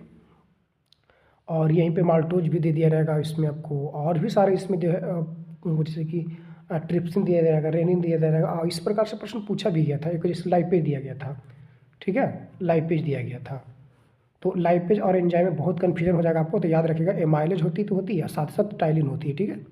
फिर यही बात करते हैं, तो इसके जो कार्य है वो है क्या करता है, तो ये पॉलीसेकेराइड को जो है लाइक जो है बात करते लेकर, तो स्टार्च एंड ग्लूकोजॉन को जो है इससे स्मॉलर में तोड़ता है, छोटे, एंड पॉलीसेकेराइड और माल्टोज में तोड़ता है। यानी कि पॉलीसेकेराइड जैसे कि स्टार्च को लेकर, यानी कि हम कह सकते हैं कि ग्लूकोज को जो है छोटे पॉलीसेकेराइड और इनकी माल्टोज में तोड़ता है, ठीक है। एंड इसका जो कार्यस्थल कहाँ पे है, मुख गुहा में होता है। अगर बात करते हैं अमाशय जठररस को लेकर, तो इसमें पेप्सिन और रेनिन पाया जाता है, मतलब एंजाइम जो है पेप्सिन और रेनिन पाया जाता है। और यही बात करते हैं पेप्सिन जो है, पेप्सिन टूटता है प्रोटीन में, और प्रोटीन जो है टूटता है पेप्टाइड में। कि यही बात करते हैं लेकर केसिन को, तो ये जो है केसिन पैरोक्सिन में तोड़ता है, ठीक है। और रेनिन को लेकर, ठीक है, केसिन यहाँ पर हो जाएगा भी, जो कि दूध में ये पाया जाता है, ये भी आपको याद रखना। बाकी प्रोटीन की बात करते हैं हमने देख लें, और इसका कार्यस्थल कहाँ पर होता है, अमाशय में होता है। तो अमाशय में देखिएगा, ठीक है। अब बात करते हैं अग्नाशय को लेकर। यहाँ पे देखिए अमाशय में जो होती है ना, वो अगर हम बात करते लेकर, तो कितना अम्लीय होती है, एंजाइम जो होती है वो अम्लीय होती है, याद रखिएगा, ठीक है, याद इंपॉर्टेंट बन जाएगा। और जो अग्नाशय में होती है किसी होती है, क्षारीय होती है। क्या होती है, क्षारीय होती है, ठीक है। तो ये भी ध्यान दीजिएगा। बाकी जैसे कि अग्नाशय में तो एमाइलेज हो जाएगा, ट्रिप्सिन हो जाएगा, क्राइमो और ट्रिप्सिन हो जाएगा, ठीक है। और ये बात करते हैं कार्बो जो है पप्साइड हो जाएगा, लाइपेज हो जाएगा, न्यूक्लियोटाइड जो है ये चीज़ हो जाएगा। और इसमें हम जठर जो है रस देखने को आपको मिलेगा इसी में ही, अमाशय में, तो ये ध्यान दीजिएगा। बाकी इसमें हम लोग देख ली, इसमें तो एक ट्रिक भी आता है LAT करके, जिसमें अमाशय अग्नाशय को लेकर। तो अग्नाशय में हमने क्या देखा, LAT, जिसे एल से क्या लाइपेज हो जाएगा, ए से क्या हो जाएगा एमाइल हो जाएगा, टी से क्या हो जाएगा ट्रिप्सिन हो जाएगा। ट्रिप्सिन जो है प्रोटीन का पाचन करता है, याद रखिएगा। एमाइलेज जो है वसा का पाचन करता है, लाइपेज जो है सॉरी एमाइलेज जो है कार्बोहाइड्रेट का पाचन करता है, लाइपेज जो है वसा का पाचन करता है। अगर बात करते हैं स्टार्च जो है, स्टार्च जो टूटता है माल्टोज में, और प्रोटीन जो है पेप्टाइड में टूटती है। और यही प्रोटीन भी आपको पेप्टाइड में टूटने को देखने को मिलेगा। छोटी कहाँ मिलेगा, छोटी हाथ में देखने को मिलेगा आपको प्रोटीन, पेप्टाइड, अमीनो अम्ल इसमें देखने को मिलेगा आपको, ठीक है। बसा जो है बोल सकते हैं मोनोगैल्सिलाइड में और बसिया में टूटता है, ठीक है। तो इसमें कोई दिक्कत नहीं है। DNA से RNA और उसके बाद टूटता है न्यूक्लियोटाइड्स में टूटता है, ठीक है। यहीं पे भी DNA RNA जो है न्यूक्लियोटाइड में टूटता है, हिंदी इंग्लिश दोनों दिए गए हैं।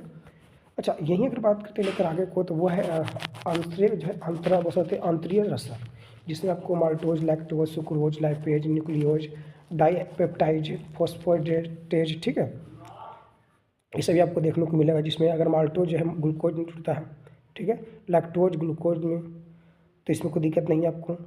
एंड ही अगर बात करते हैं लेकर, तो सुक्रोज जो है ग्लूकोज में, ठीक है, बसा जो है बसीय अम्ल और ग्लिसरॉल में टूटता है, तो ये भी याद रखिएगा।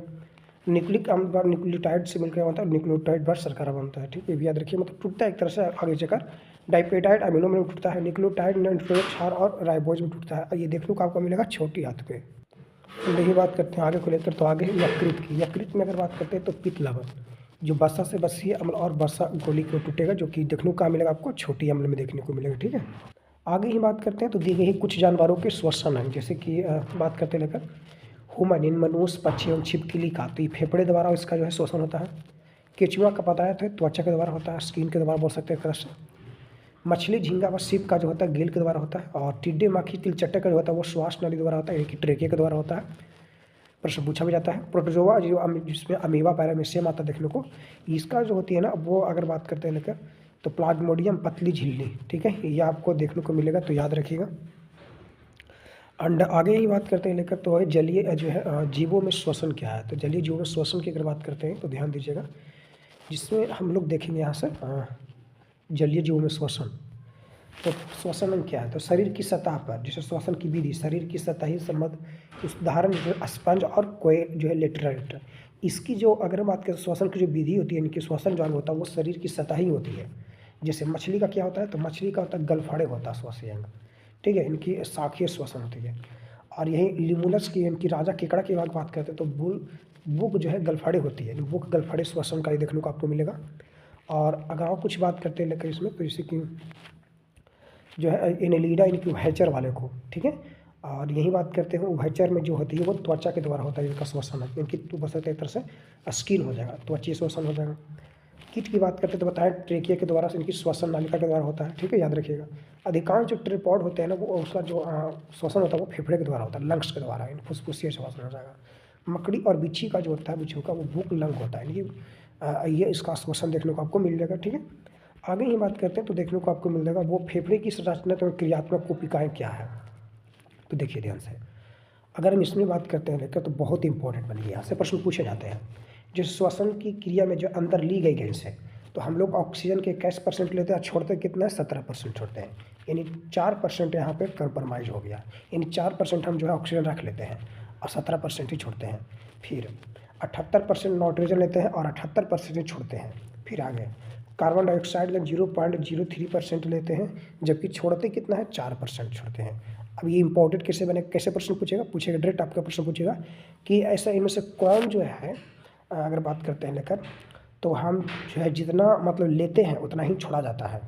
फेफड़े की अगर बात करते हैं, यानी कि श्वसन के दौरान जो है कि जो है ऐसा कौन है जिनकी संख्या समान रहती है, एंड लेते समय भी और देते समय, मतलब छोड़ते समय भी, एक तरह से थोड़ा सा अलग ही पूछेगा, ऐसे ही पूछेगा लेकिन समान रहती है। तो वो कौन है, नाइट्रोजन, जिसका 78% लेते हैं, यानी कि ग्रहण करते हैं, तो 78% जो है वाष्प के रूप में छोड़ते भी हैं, ठीक है। तो ये आप याद रखिएगा, बाकी सभी याद रखिएगा, इंपॉर्टेंट बनेगा, तो ये आपको ध्यान देनी है, ठीक है। बाकी यही नेक्स्ट की अगर बात करते हैं तो आगे है कुछ चिकित्सा उपकरण क्या है। तो कुछ चिकित्सा उपकरण दी गई है जो कि हम लोग यहाँ पे देखेंगे, तो आप ध्यान से देखते हैं। जैसे अभी जस्ट हमने देखा था ईसीजी के बारे में, इलेक्ट्रोकार्डियोग्राफ के बारे में, जैसे विद्युत वाहक बल क्या करता है, तो हृदय द्वारा उत्पन्न जो है विद्युत वाहक बल को मापता है। फिर ईईजी की बात करते हैं तो मस्तिष्क की विद्युत जो है क्रियाओं को मापता है, कि मस्तिष्क का हो जाएगा। ऑटो एनालाइजर क्या है, तो ये जो है रासायनिक तत्व जैसे ग्लूकोज, यूरिया, कोलेस्ट्रॉल की जाँच करने के लिए किया जाता है। सीटी स्कैन हमने देखा भी था यहाँ पर जस्ट, ठीक है, तो मुझे नहीं लगता है कि इसके बारे में दोहराना भी बहुत ज़रूरी है, हम लोग देख चुके हैं इसके बारे में, फिर पेसमेकर के बारे में हम लोग देख चुके थे, ठीक है। तो ये सभी आपको याद रख लेनी है। हार्मोन की बात करते हैं, स्रोत भी गई यहाँ पर वृद्धि हार्मोन जिसकी अगर बात करते हैं तो ये पीस ग्रंथि भी देखने को मिलेगा आपको। ये क्या करता है, शारीरिक वृद्धि को प्रेरित करता है। ल्यूटिनाइजिंग की बात करते हैं तो पीस जो है ग्रंथि से निकलती है और ये जन्म संबंधी जो है क्रियाओं का नियंत्रण करता है। प्रोलैक्टिन हार्मोन की बात करते हैं, ये भी पुरुष ग्रंथि का ही स्रोत है, और इसमें अगर बात करते हैं तो ये स्त्रियों में दुग्ध जो है ग्रंथियों में दूध स्रावन का नियंत्रित करती है, प्रोलैक्टिन हार्मोन, तो याद रखिएगा इसको। ऑक्सीटोसिन तो पता ही होगा, पिट्यूटरी जो है ग्लैंड से निकलती है, और ये जो बच्चे की प्रसवन में मदद करती है, ज़्यादातर महिलाओं में देखने को मिलेगा, ठीक है, फीमेल महिला में। और ये प्रसव के बाद जो है दूध स्रवन में इनकी जो है फीमेल में होती है। प्यार जो हार्मोन होती है वो भी देखने को आपको मिलेगा, लव हार्मोन बोल सकते हैं एक तरह से, ऑक्सीटोसिन हार्मोन। भावनात्मक बंधन हार्मोन में जो है पुरुषों में देखने को मिलेगा आपको, तो ये आपको ऑक्सीटोसिन हार्मोन देखने को मिलेगा, याद रखिएगा। फिर है जो है मेलानोसाइनिक हार्मोन, ये पीयूष ग्रंथि देखने को मिलेगा। और ये जो है त्वचा का रंग, तिल चकते आदि जो है बनने की नियंत्रण करता है कौन, मेलानोसाइट हार्मोन। फिर आ गए थॉरक्सिन हार्मोन, कहाँ से निकलता है, थायराइड ग्रंथि से निकलता है। इसका कार्य क्या है, तो इसका कार्य है आधारी उपापचयी जो है का नियंत्रण करना, बस शरीर के तापमान का नियंत्रण करना, याद रखिएगा। साथ ही साथ हृदय का स्पंदन करना, बोल सकते हैं ग्लूकोजॉनिस करना, ठीक है। फिर आ गया पैराथॉइड ग्रंथि, पैराथॉइड ग्रंथि से निकलता है जो कोलेस्ट्रॉल प्लस बोल सकते हैं कैल्शियम फास्फोरस को मेटाबॉलिज्म करता है, तो यह भी आपको याद रखनी है। आगे ही बात करते हैं लेकर, तो पैराथॉइड ग्रंथि, पैराथॉइड जो है ग्रंथि से निकलता है जो कैल्शियम और फास्फोरस को पचय का नियंत्रण करता है और अस्थि और दांतों का निर्माण व वृद्धि करता है। थाइमोसिन हार्मोन जो है थाइमस ग्रंथि से निकलती है जो शरीर की प्रतिरक्षा प्रणाली का ये विकास करती है। इंसुलिन हार्मोन अग्नाशय से निकलती है और ये जो है रक्त शर्करा के स्तर को नियंत्रित करती है, साथ ही साथ ग्लूकोज उपचय को नियंत्रित करती है। एड्रेनालिन हार्मोन जो एड्रिनल मेडुला को, इनकी हृदय स्पंदन व रुधिर दबाव को क्या करती है, नियंत्रित करती है। टेस्टोस्टेरोन हार्मोन जो है वृषण की टेस्टिस से निकलती है, याद रखिए इंपॉर्टेंट बनेगा, द्वितीय लैंगिक लक्षणों का ये विकास करती है। एंड ये एस्ट्रोजन हार्मोन जो है अंडाशय से निकलती है जो की तरह से मादा जननांग का ये हार्मोन है, और मादा में प्रजनन अंगों को जो है वृद्धि और विकास करती है, और मादा में द्वितीय लिंग लक्षणों का ये विकास करती है, तो ये भी आपको याद रखना है। बाकी प्रोस्टेजोन हार्मोन भी जो है अंडाशय व अपरा से निकलती है, प्लेसेंटा से निकलती है और गर्भाशय जो है बनाए रखने में सहायक होती है। तो गर्भाशय बनाए रखने में समान प्रोजेस्टेरोन हो जाएगा, और जो मासिक चक्र का निर्माण करने वाला जो हार्मोन है वो एस्ट्रोजन हार्मोन है, तो ये भी आपको याद रखिएगा। बाकी यही बात करते हैं लेकर मेलाटोनिन हार्मोन, तो पता ही होगा इसके बारे में कि ये पीनियल ग्रंथि से निकलती है और जैविक घड़ी इसे कहा जाता है, इसी को ही जैविक घड़ी कहते हैं। एंड स्तनधारियों में जो लैंगिक परिपक्व को ये रोकता है, उभयचरों में जो है त्वचा के रंग को ये हल्का करना है। तो जो अगर बात करते हैं जैविक घड़ी किस हार्मोन को कहते हैं, मेलाटोनिन हार्मोन, पीनियल ग्रंथि से निकलती है। फिर सोमेस्टोस्टिन हार्मोन ये हाइपोथैलेमस से निकलती है, इसे ही वृद्धि हार्मोन के स्राव क्या करता है, वृद्धि हार्मोन के स्रावन को ये रोकता है, ठीक है। अच्छा, आगे हम बात करते हैं, तो हम लोग देखने वाले हुए हैं विभिन्न जीवों की क्लोनिंग के उदाहरण। जैसे मेढक का जो होता है टेडोपोड बामन क्लोन का नाम होता है, दिया गया तरह से बंदर का रिसस बंदर ट्रेटा होता है, घोड़ा का प्रोमेटिया घोड़ा होता है, बकरी का पश्मीना बकरी होती है, मछली का कार्प घंटी जो है थिरी होती है, चूहा का राल्फ चूहा होता है, कुत्ता का डॉग स्नूप होता है, और इसमें दिया गया है ये आपको अलग से दिए करनाल भैंस पोपा भैंस, ठीक है। अच्छा, अधिकतम जीवन काल जो कि इतना इंपॉर्टेंट इसम नहीं है बट फिर भी आपको एक बार रिवीजन कर लीजिए। जैसे मगरमच्छ का 56 साल, बिल्ली का 21 साल, गाय का 16, भारतीय हाथी का 57, जिराफ का 33, चमगादड़ का 2, कबूतर का 10, ऊँट का 30 साल, कोबरा सांप का 28 साल, कुत्ता का 12 से 16 साल, मेढक का 5 से 15, बकरी का 18 साल, घोड़ा का 25 से 30 साल, शेर का 29 साल, ठीक है। यही बात करते हैं लेकिन मनुष्य का 60 साल। अब तो मनुष्य तो कोई कहने बात नहीं है। बंदर 25, बिहू लेवल कितना हो जाएगा, ये ब्लू व्हेल जो हो जाएगा 40 साल हो जाएगा। अच्छा, ये इंपॉर्टेंट बन जाएगा थोड़ा सा आपको गुणसूत्र को लेकर। तो जैसे कि मच्छर में गुणसूत्र 22 की संख्या होती है इसकी, मधुमक्खी में 16 से 32 होती है, खरगोश में 44 होती है, मनुष्य में 46 होती है, मटर में 14 होती है, टमाटर में 24 होती है, आलू में 48 होती है, कबूतर में 60 होती है, 80 होती है बिल्कुल। घरेलू मक्खी में 6 होती है, मेढक में 6 होती है, बिल्ली में 38 होती है, कुत्ता में 68 होता है, प्याज में 16 होता है, नींबू में 18 से 36 होती है, गेहूँ में 42 होती है, घोड़ा में 64 होती है। तो ये आप याद कर लीजिएगा। बाकी दी गई यहाँ पढ़ी आपको देखने को मिलेगा मानव शरीर की बनावट में विभिन्न पदार्थों का अनुपात। इसमें जल जो है 63 अनुपात रहता है, परसेंट रहता है, प्रोटीन 17% रहता है, 17% रहता है, वसा 12% रहती है, खनिज लवण व विटामिन बोल सकते हैं 7% रहती है। तो ये भी याद रखिएगा कि विटामिन, खनिज लवण और विटामिन जो 7%, जबकि कार्बोहाइड्रेट 1% रहती है। तो कि अब याद रखिएगा इसको। अच्छा, आगे ही बात करते हैं लेकर, तो आगे दी गई इसमें महत्वपूर्ण तथ्य गई है, तो इसे भी देख लेते हैं हम लोग, ठीक है, थोड़ा सा फास्ट देखेंगे। जिसमें अगर बात करते हैं लेकर सबसे बड़ा स्तनी नीली व्हेल है, सबसे बड़ा स्थलीय स्तनी कौन है, अफ्रीकन हाथी है, सबसे बड़ा जीवित जो है बोल सकते हैं जीवित सरीसृप कौन है, टर्टल है, सबसे बड़ा जीवित पक्षी कौन है, शुतुरमुर्ग है, सबसे बड़ा जीवित सांप कौन है, अजगर है, सबसे बड़ा कपी कौन है, गोरिल्ला है, बुद्धिमान कपी कौन है, चिंपैंजी है, छोटी कपी कौन है, गिब्बन है।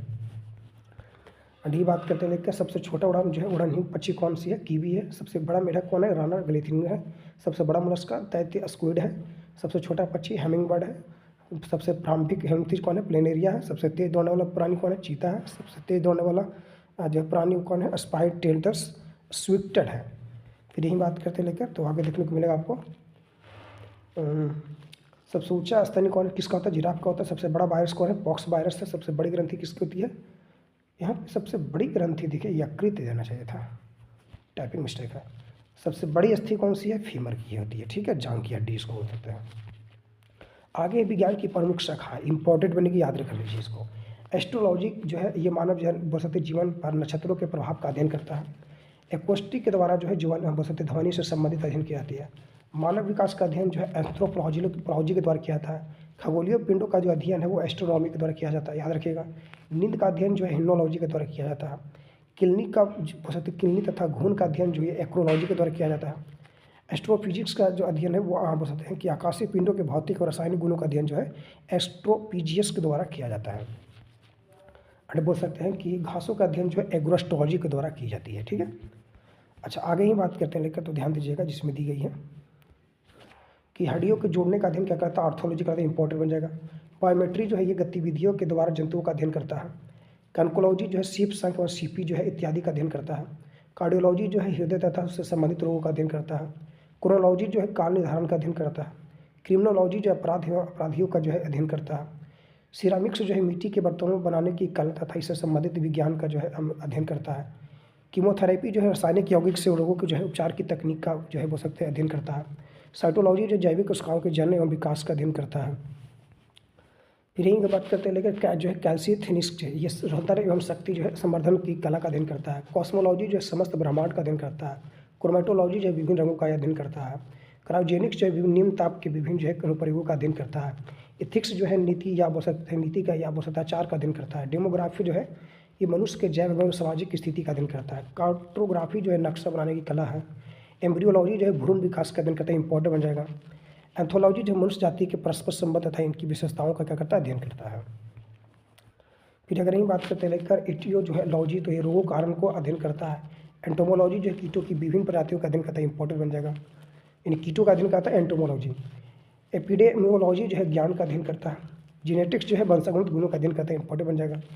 जीनियोलॉजी जो है बोल सकते हैं वंशावली एवं वंश का परंपरा का जो है अध्ययन करता है। गाइनकोलॉजी जो है स्त्री रोगों का अध्ययन करता है, इंपॉर्टेंट बन जाएगा। जियोपॉलिटिक्स जो है भौगोलिक विशेषताओं पर आधारित जो है राजनीतिक जीवन का ये अध्ययन करता है। फिर अगर यही बात करते हैं लेकर आगे, तो दी गई है कि इकोलॉजी जो है ये पर्यावरण एवं परिस्थितिकी का अध्ययन करता है, इंपॉर्टेंट है। यूजेनिक्स जो है अपेक्षित संतति की प्राप्ति हेतु वंश परंपरा के नियंत्रण का अध्ययन करता है। जियोलॉजी जो है पृथ्वी की आंतरिक संरचना एवं अवस्थाओं का अध्ययन करता है। जियोनॉमी जो है पृथ्वी की भौतिक स्थितियों का अध्ययन करता है। जियोनॉसी जो है पृथ्वी का बनावट का अध्ययन करता है। हर्पेटोलॉजी जो है रेंगने वाले जीवों का अध्ययन करता है। हाइड्रोपोनिक जो है बिना मिट्टी के जल में पौधे को उगाने की कला ये है। कौन? हाइड्रोपोनिक्स, इंपॉर्टेंट है, याद कीजिएगा इसको। फिर हेजियोलॉजी जो संतों के जीवन की साहित्य का अध्ययन करता है। हेमेटोलॉजी जो है रक्त संबंधित जो है रोगों का अध्ययन करता है, इंपॉर्टेंट हो जाएगा। हेपेटोलॉजी जो है यकृत का जिगर का अध्ययन करता है, ये भी इंपॉर्टेंट है। बोल सकते हैं हाइड्रोपैथी जो है जल के सहारे बोल सकते हैं जल के द्वारा लोगों के उपचारों का अध्ययन करता है। हेलोग्राफी जो है लेसर के सहारे त्रिआंबी फोटोग्राफों का कला का अध्ययन करता है। हाइजीन जो है स्वास्थ्य की देखरेख की तकनीक का अध्ययन करता है। हाइड्रोथेरेपी जो है सूर्य के किरण से जो है बोल सकते किरणें से रोगों के उपचार की तकनीक का अध्ययन करता है, इंपॉर्टेंट है। हीरोलॉजी जो है समय का अध्ययन करता है। डी अगर बात करते लेकर आके, तो कहता है एक्थियोलॉजी जो है मछलियों का अध्ययन करता है। आइक्नोलॉजी जो है मुखाकृत अथवा मूर्ति जो है मृण मूर्ति निर्माण कला का अध्ययन करता है। कोनोलॉजी जो है मानव सुंदरता का अध्ययन करता है, इंपॉर्टेंट हो जाएगा। नॉरियोगोलॉजी जो है गले यह हो सकता है तथा कंठ जो है नली का अध्ययन करता है। मॉर्फोलॉजी जो है प्राणी एवं पौधे के आकृति एवं बनावट का अध्ययन करता है। मोमोग्राफी जो है अगर हम बात करते लेकर, ध्यान दीजिएगा, तो स्त्रियों के स्तन कैंसर की जांच करने की जो है विभिन्न क्रियाओं का अध्ययन करता है, इंपॉर्टेंट हो जाएगा। फिर मेटालॉजी जो है अश्कों में धातु निकालने की प्रक्रिया का अध्ययन करता है। माइकोलॉजी जो है कवक का अध्ययन करता है, इंपॉर्टेंट हो जाएगा। एक होता है माइकोलॉजी, एक होता है फाइकोलॉजी। फाइकोलॉजी की बात करते लेकर, तो ये सवाल का अध्ययन करता है कि माइकोलॉजी जो है कवक का अध्ययन करता है। लेप्टर जो है बोल सकते हैं पेटोलॉजी जो है ये तितलियों एवं पतंगों का अध्ययन करता है।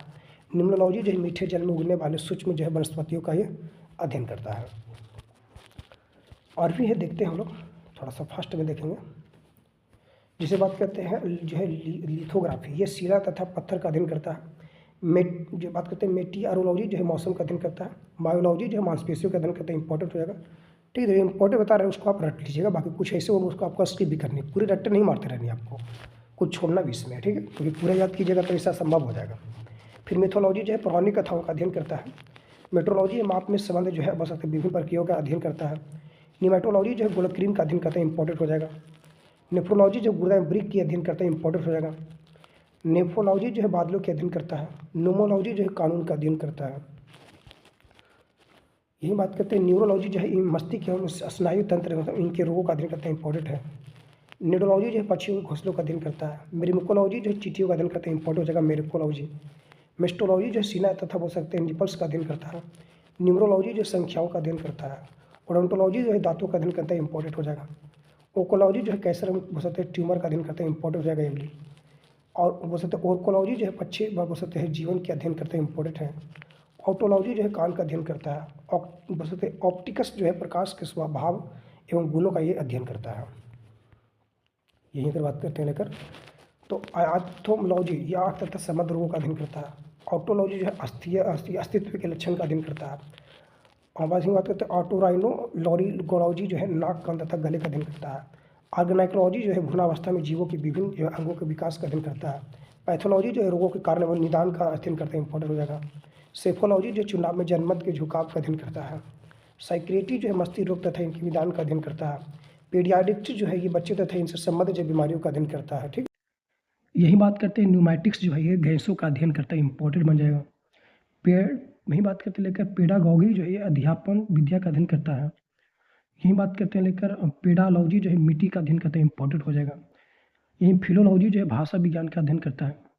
अच्छा, गैसों का नहीं, यहाँ पर पैसों का अध्ययन होगा पड़े, ठीक है।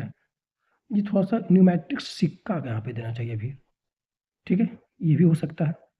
ये मेरे हिसाब से गलत दिया गया। बाकी यही बात करते हैं लेकर फिलोलॉजी जो है ये भाषा विज्ञान का अध्ययन करता है। पेनोलॉजी जो है बंदी बोल सकते गृहों में प्रबंध का अध्ययन करता है। फार्माकोलॉजी जो है औषधि निर्माण के सिद्धांत का अध्ययन करता है। फ्रोनोलॉजी जो है खोपड़ी का अध्ययन करता है। पोमोलॉजी जो है फलों का अध्ययन करता है, इंपॉर्टेंट हो जाएगा।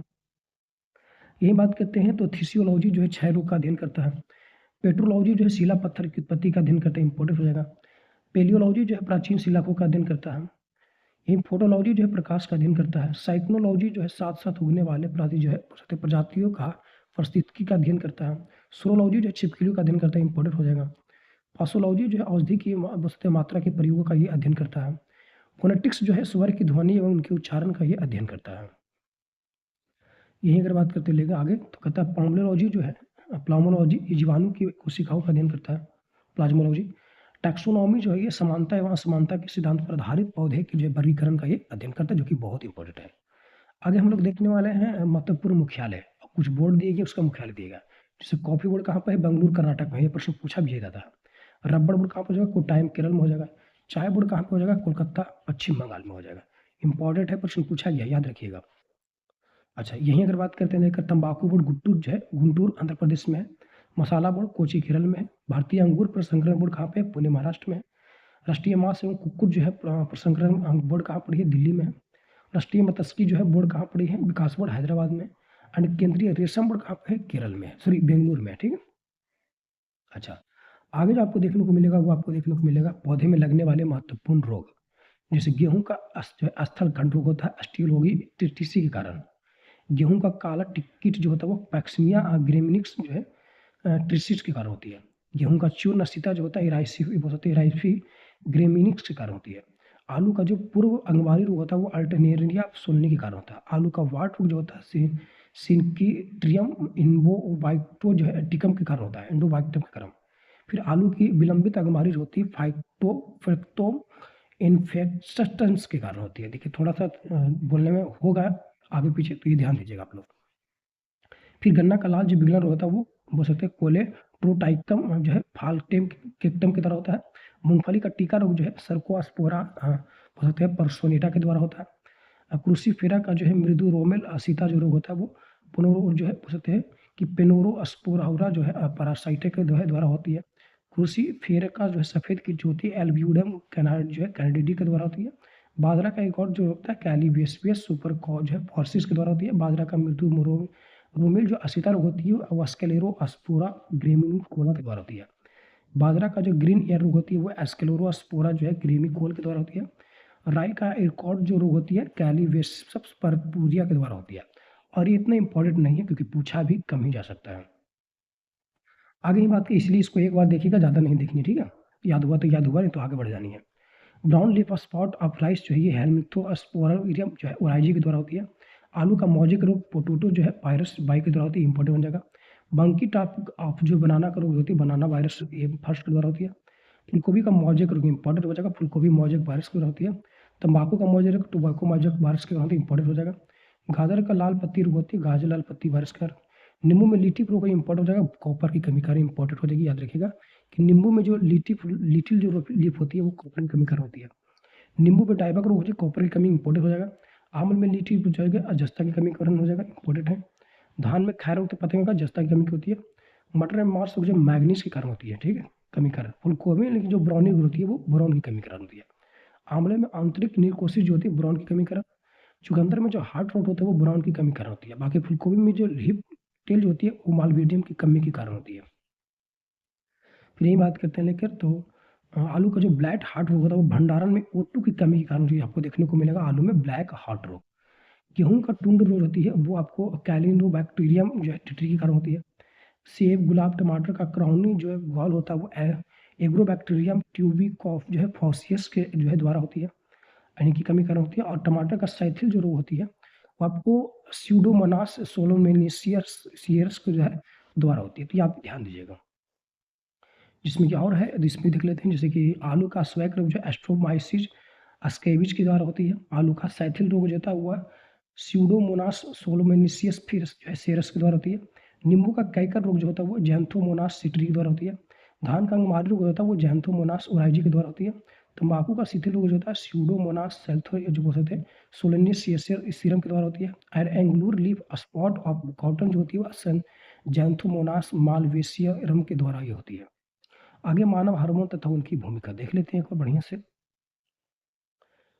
जैसे मानव हार्मोन और उनकी भूमिका देखते हैं। जैसे हार्मोन और शरीर में जो है भूमिका, प्रोजेस्टेरोन हार्मोन की बात करते हैं लेकर तो गर्भाशय बनाए रखने एवं भ्रूण में जो अधिरोपण के तैयार करने के लिए ये भूमिका निभाती है। कौन? प्रोजेस्टेरोन हार्मोन इंपॉर्टेंट जगह गर्भाशय को बनाए रखने के लिए, ठीक है, और भ्रूण में अधिरोपण के लिए तैयार करना इसका कार्य है। फिर टेस्टोस्टेरोन हार्मोन का कार्य है तो जो है पुरुष के सहायक प्रजनन अंगों पेशी एवं द्वितीय जो है लैंगिक लक्षण के बोल सकते हैं कि ये वृद्धि एवं विकास करता है। ऑक्सीटोसिन व पिटोसिन हार्मोन जो है प्रसव में गर्भाशय के फैलाव एवं संकुचन को प्रेरित करता है एंड स्तन ग्रंथि में दूध स्रावन को यह प्रेरित भी करता है। फिर मेलाटोनिन हार्मोन के बारे में तो पता ही होगा आपको, जैविक घड़ी इसी को बोलते हैं, सोने जागने की चक्र को नियंत्रित करता है। सोमाटोस्टिन हार्मोन की बात करते हैं तो वृद्धि हार्मोन के जो है स्राव को रोकता है। एस्ट्रोजन हार्मोन जो है स्त्रियों में सहायक प्रजनन अंगों एवं द्वितीय जो है लैंगिक लक्षणों की वृद्धि एवं विकास करता है। एड्रेनलिन इनकी एपिनेफ्रिन जो हार्मोन है ये रुधिर प्रभाविनी हृदय स्पंदन बोल सकते हैं, श्वसन का नियम है बोल सकते हैं, युद्ध या पलायन के लिए तैयार करना। यानी एड्रेनलिन हार्मोन जो है ये इसे हमें करो और मरो हार्मोन कहते भी है। डू एंड डाई, ठीक है, ये भी बोल सकते हैं आप लोग। एंड ये बोलते हैं आपातकालीन हार्मोन भी इसको बोलते हैं। फिर रेनिन हार्मोन की बात करते हैं तो ये एंडोस्ट जो है बोलते हैं एल्डोस्टेरॉन के स्रावन को ये प्रेरित करता है। प्रोजेस्टेरोन जो है बोल सकते हैं प्रोटोजोआ जो है जनित रोग देख लेते हैं थोड़ा शॉर्ट में, जो कि हम लोग ऑलरेडी देख चुके हैं, फिर भी यहाँ पे देख रहे हैं। जैसे अमीबियस जो है ये एंट अमीबिया सिम्प्लेक्स के द्वारा होता है। सोने की बीमारी जो है ट्रिपनोसोमा जो है कवक कारण होती है, इनसे प्रोटोजोआ कारण होती है। मलेरिया की बात करते हैं तो प्लाज्मोडियम बाइकस के द्वारा होती है। पायरिया की बात करते हैं लेकर एंट अमीबा जो है जिंजीवेसिलिस के जो है कारण होती है। कालाजार जो है लिस्मैनियन की बालू मक्खी काटने से होती है। और डायरेक्ट इसको आपको ऐसी याद रखना, पे काम सोप, पे काम सोप, पे से पेचिस, का से काला जुआ, और मा से मलेरिया, सो से सोने की बीमारी, पा से पायरिया, ठीक है। आगे की जो है कृमि जनित रोग है जिसमें टीनियस जो है ये टीनिया सोलियस के द्वारा होती है। एस्कोरियसिस जो है ये एस्केरिस लुम्ब्री क्वाइडियस के द्वारा होती है। फाइलेरियसिस जो है बुचेरिया ब्रोंकोफाइट बुर्गिया जो है एथिमोरी के कारण होती है। कवक जनित रोग जो है आपको दाद मिलेगा, एपिडोमोर्फाइटोन के द्वारा होती है, ट्राइकोफाइटोन की द्वारा भी होती है। खाद जो है एक्केरस अस्केबिज के कवक के द्वारा होती है। और एथलीट फूड जो है ट्राइकोफाइटोन माइक्रोस्पोरम के जो है कवक के द्वारा ही होती है, ठीक है। तो आज जो है पूरी तरह से जो बोल सकते हैं कि बायोलॉजी का जो पार्ट है वो समाप्त हो चुका है, ठीक है। तो ये अपने आप में एक बेहतरीन वीडियो हुआ जो कि अपने आप में बहुत ही इंपॉर्टेंट वीडियो हुआ। तो कैसा वीडियो लगा आप कमेंट में इसका राय जरूर दीजिएगा, बहुत ही छोटा सा प्यारा सा कमेंट जो है जरूर कीजिएगा आप लोग। और यही बात करते हैं लेकर आगे की ओर लेकर। अभी तक आप मेरे चैनल पर नए हो तो वीडियो को लाइक करके चैनल को सब्सक्राइब करके बेल आइकन को प्रेस जरूर कर लिए ताकि जब भी वीडियो अपलोड होती है तो उसका नोटिफिकेशन आपको सबसे पहले मिले। और इन सभी का जो आपको पीडीएफ मिलेगा आपको टेलीग्राम ग्रुप पर मिलेगा जिसका लिंक आपको वीडियो की डिस्क्रिप्शन में है, तो आप वहाँ से ज्वाइन करके पीडीएफ को डाउनलोड कर सकते हैं। बाकी यहीं अगर बात करते हैं लेकर कि पूरा जो वीडियो आपको देखने को मिल जाएगा इस पॉकेट जीके का, वो आपको इसी चैनल के प्लेलिस्ट पर मिल जाएगा। तो प्लेलिस्ट बना दिया गया, आप वहाँ से सारे वीडियो को देख सकते हैं। फिर मिलेंगे नए वीडियो के साथ, तब तक के लिए जय हिंद। अगर आप किसी भी जो है टीचर या किसी भी जो है पब्लिकेशन बुक का अगर आपको पीडीएफ चाहिए तो आप जो है 9430534879 पर जो है व्हाट्सएप मैसेज कर सकते हैं और मात्र जो है आपको एक बुक का पीडीएफ 21 रुपये में मिल जाएगा। यानी कहने का मतलब कि आप इसमें से जो है किसी भी जो है बुक का अगर पीडीएफ प्राप्त करना चाहते हैं तो मात्र जो है आप सिर्फ 21 रुपये में जो है आप प्राप्त कर सकते हैं, चाहे वो कोई भी बुक हो। ठीक है, तो ये सभी अपने में आप बेहतरीन बुक है। अगर आप किसी भी एग्जाम की तैयारी करना चाहते हो, चाहे यूपीएससी हो, पीसीएस हो, ये सिर्फ आपको डेमो में दिया गया है। अभी बहुत सारे बुक हैं, तो आपको कोई भी बुक का पीडीएफ चाहिए तो आपको मिल जाएगा। ठीक है, तो आप क्या करना है 9430534879 पर व्हाट्सएप मैसेज कर दीजिए, वहाँ पे आपको पीडीएफ भेज दिया जाएगा। मात्र 21 रुपये में जो है आपको पीडीएफ पड़ेगा। ठीक है, ये याद रखिएगा। चलिए।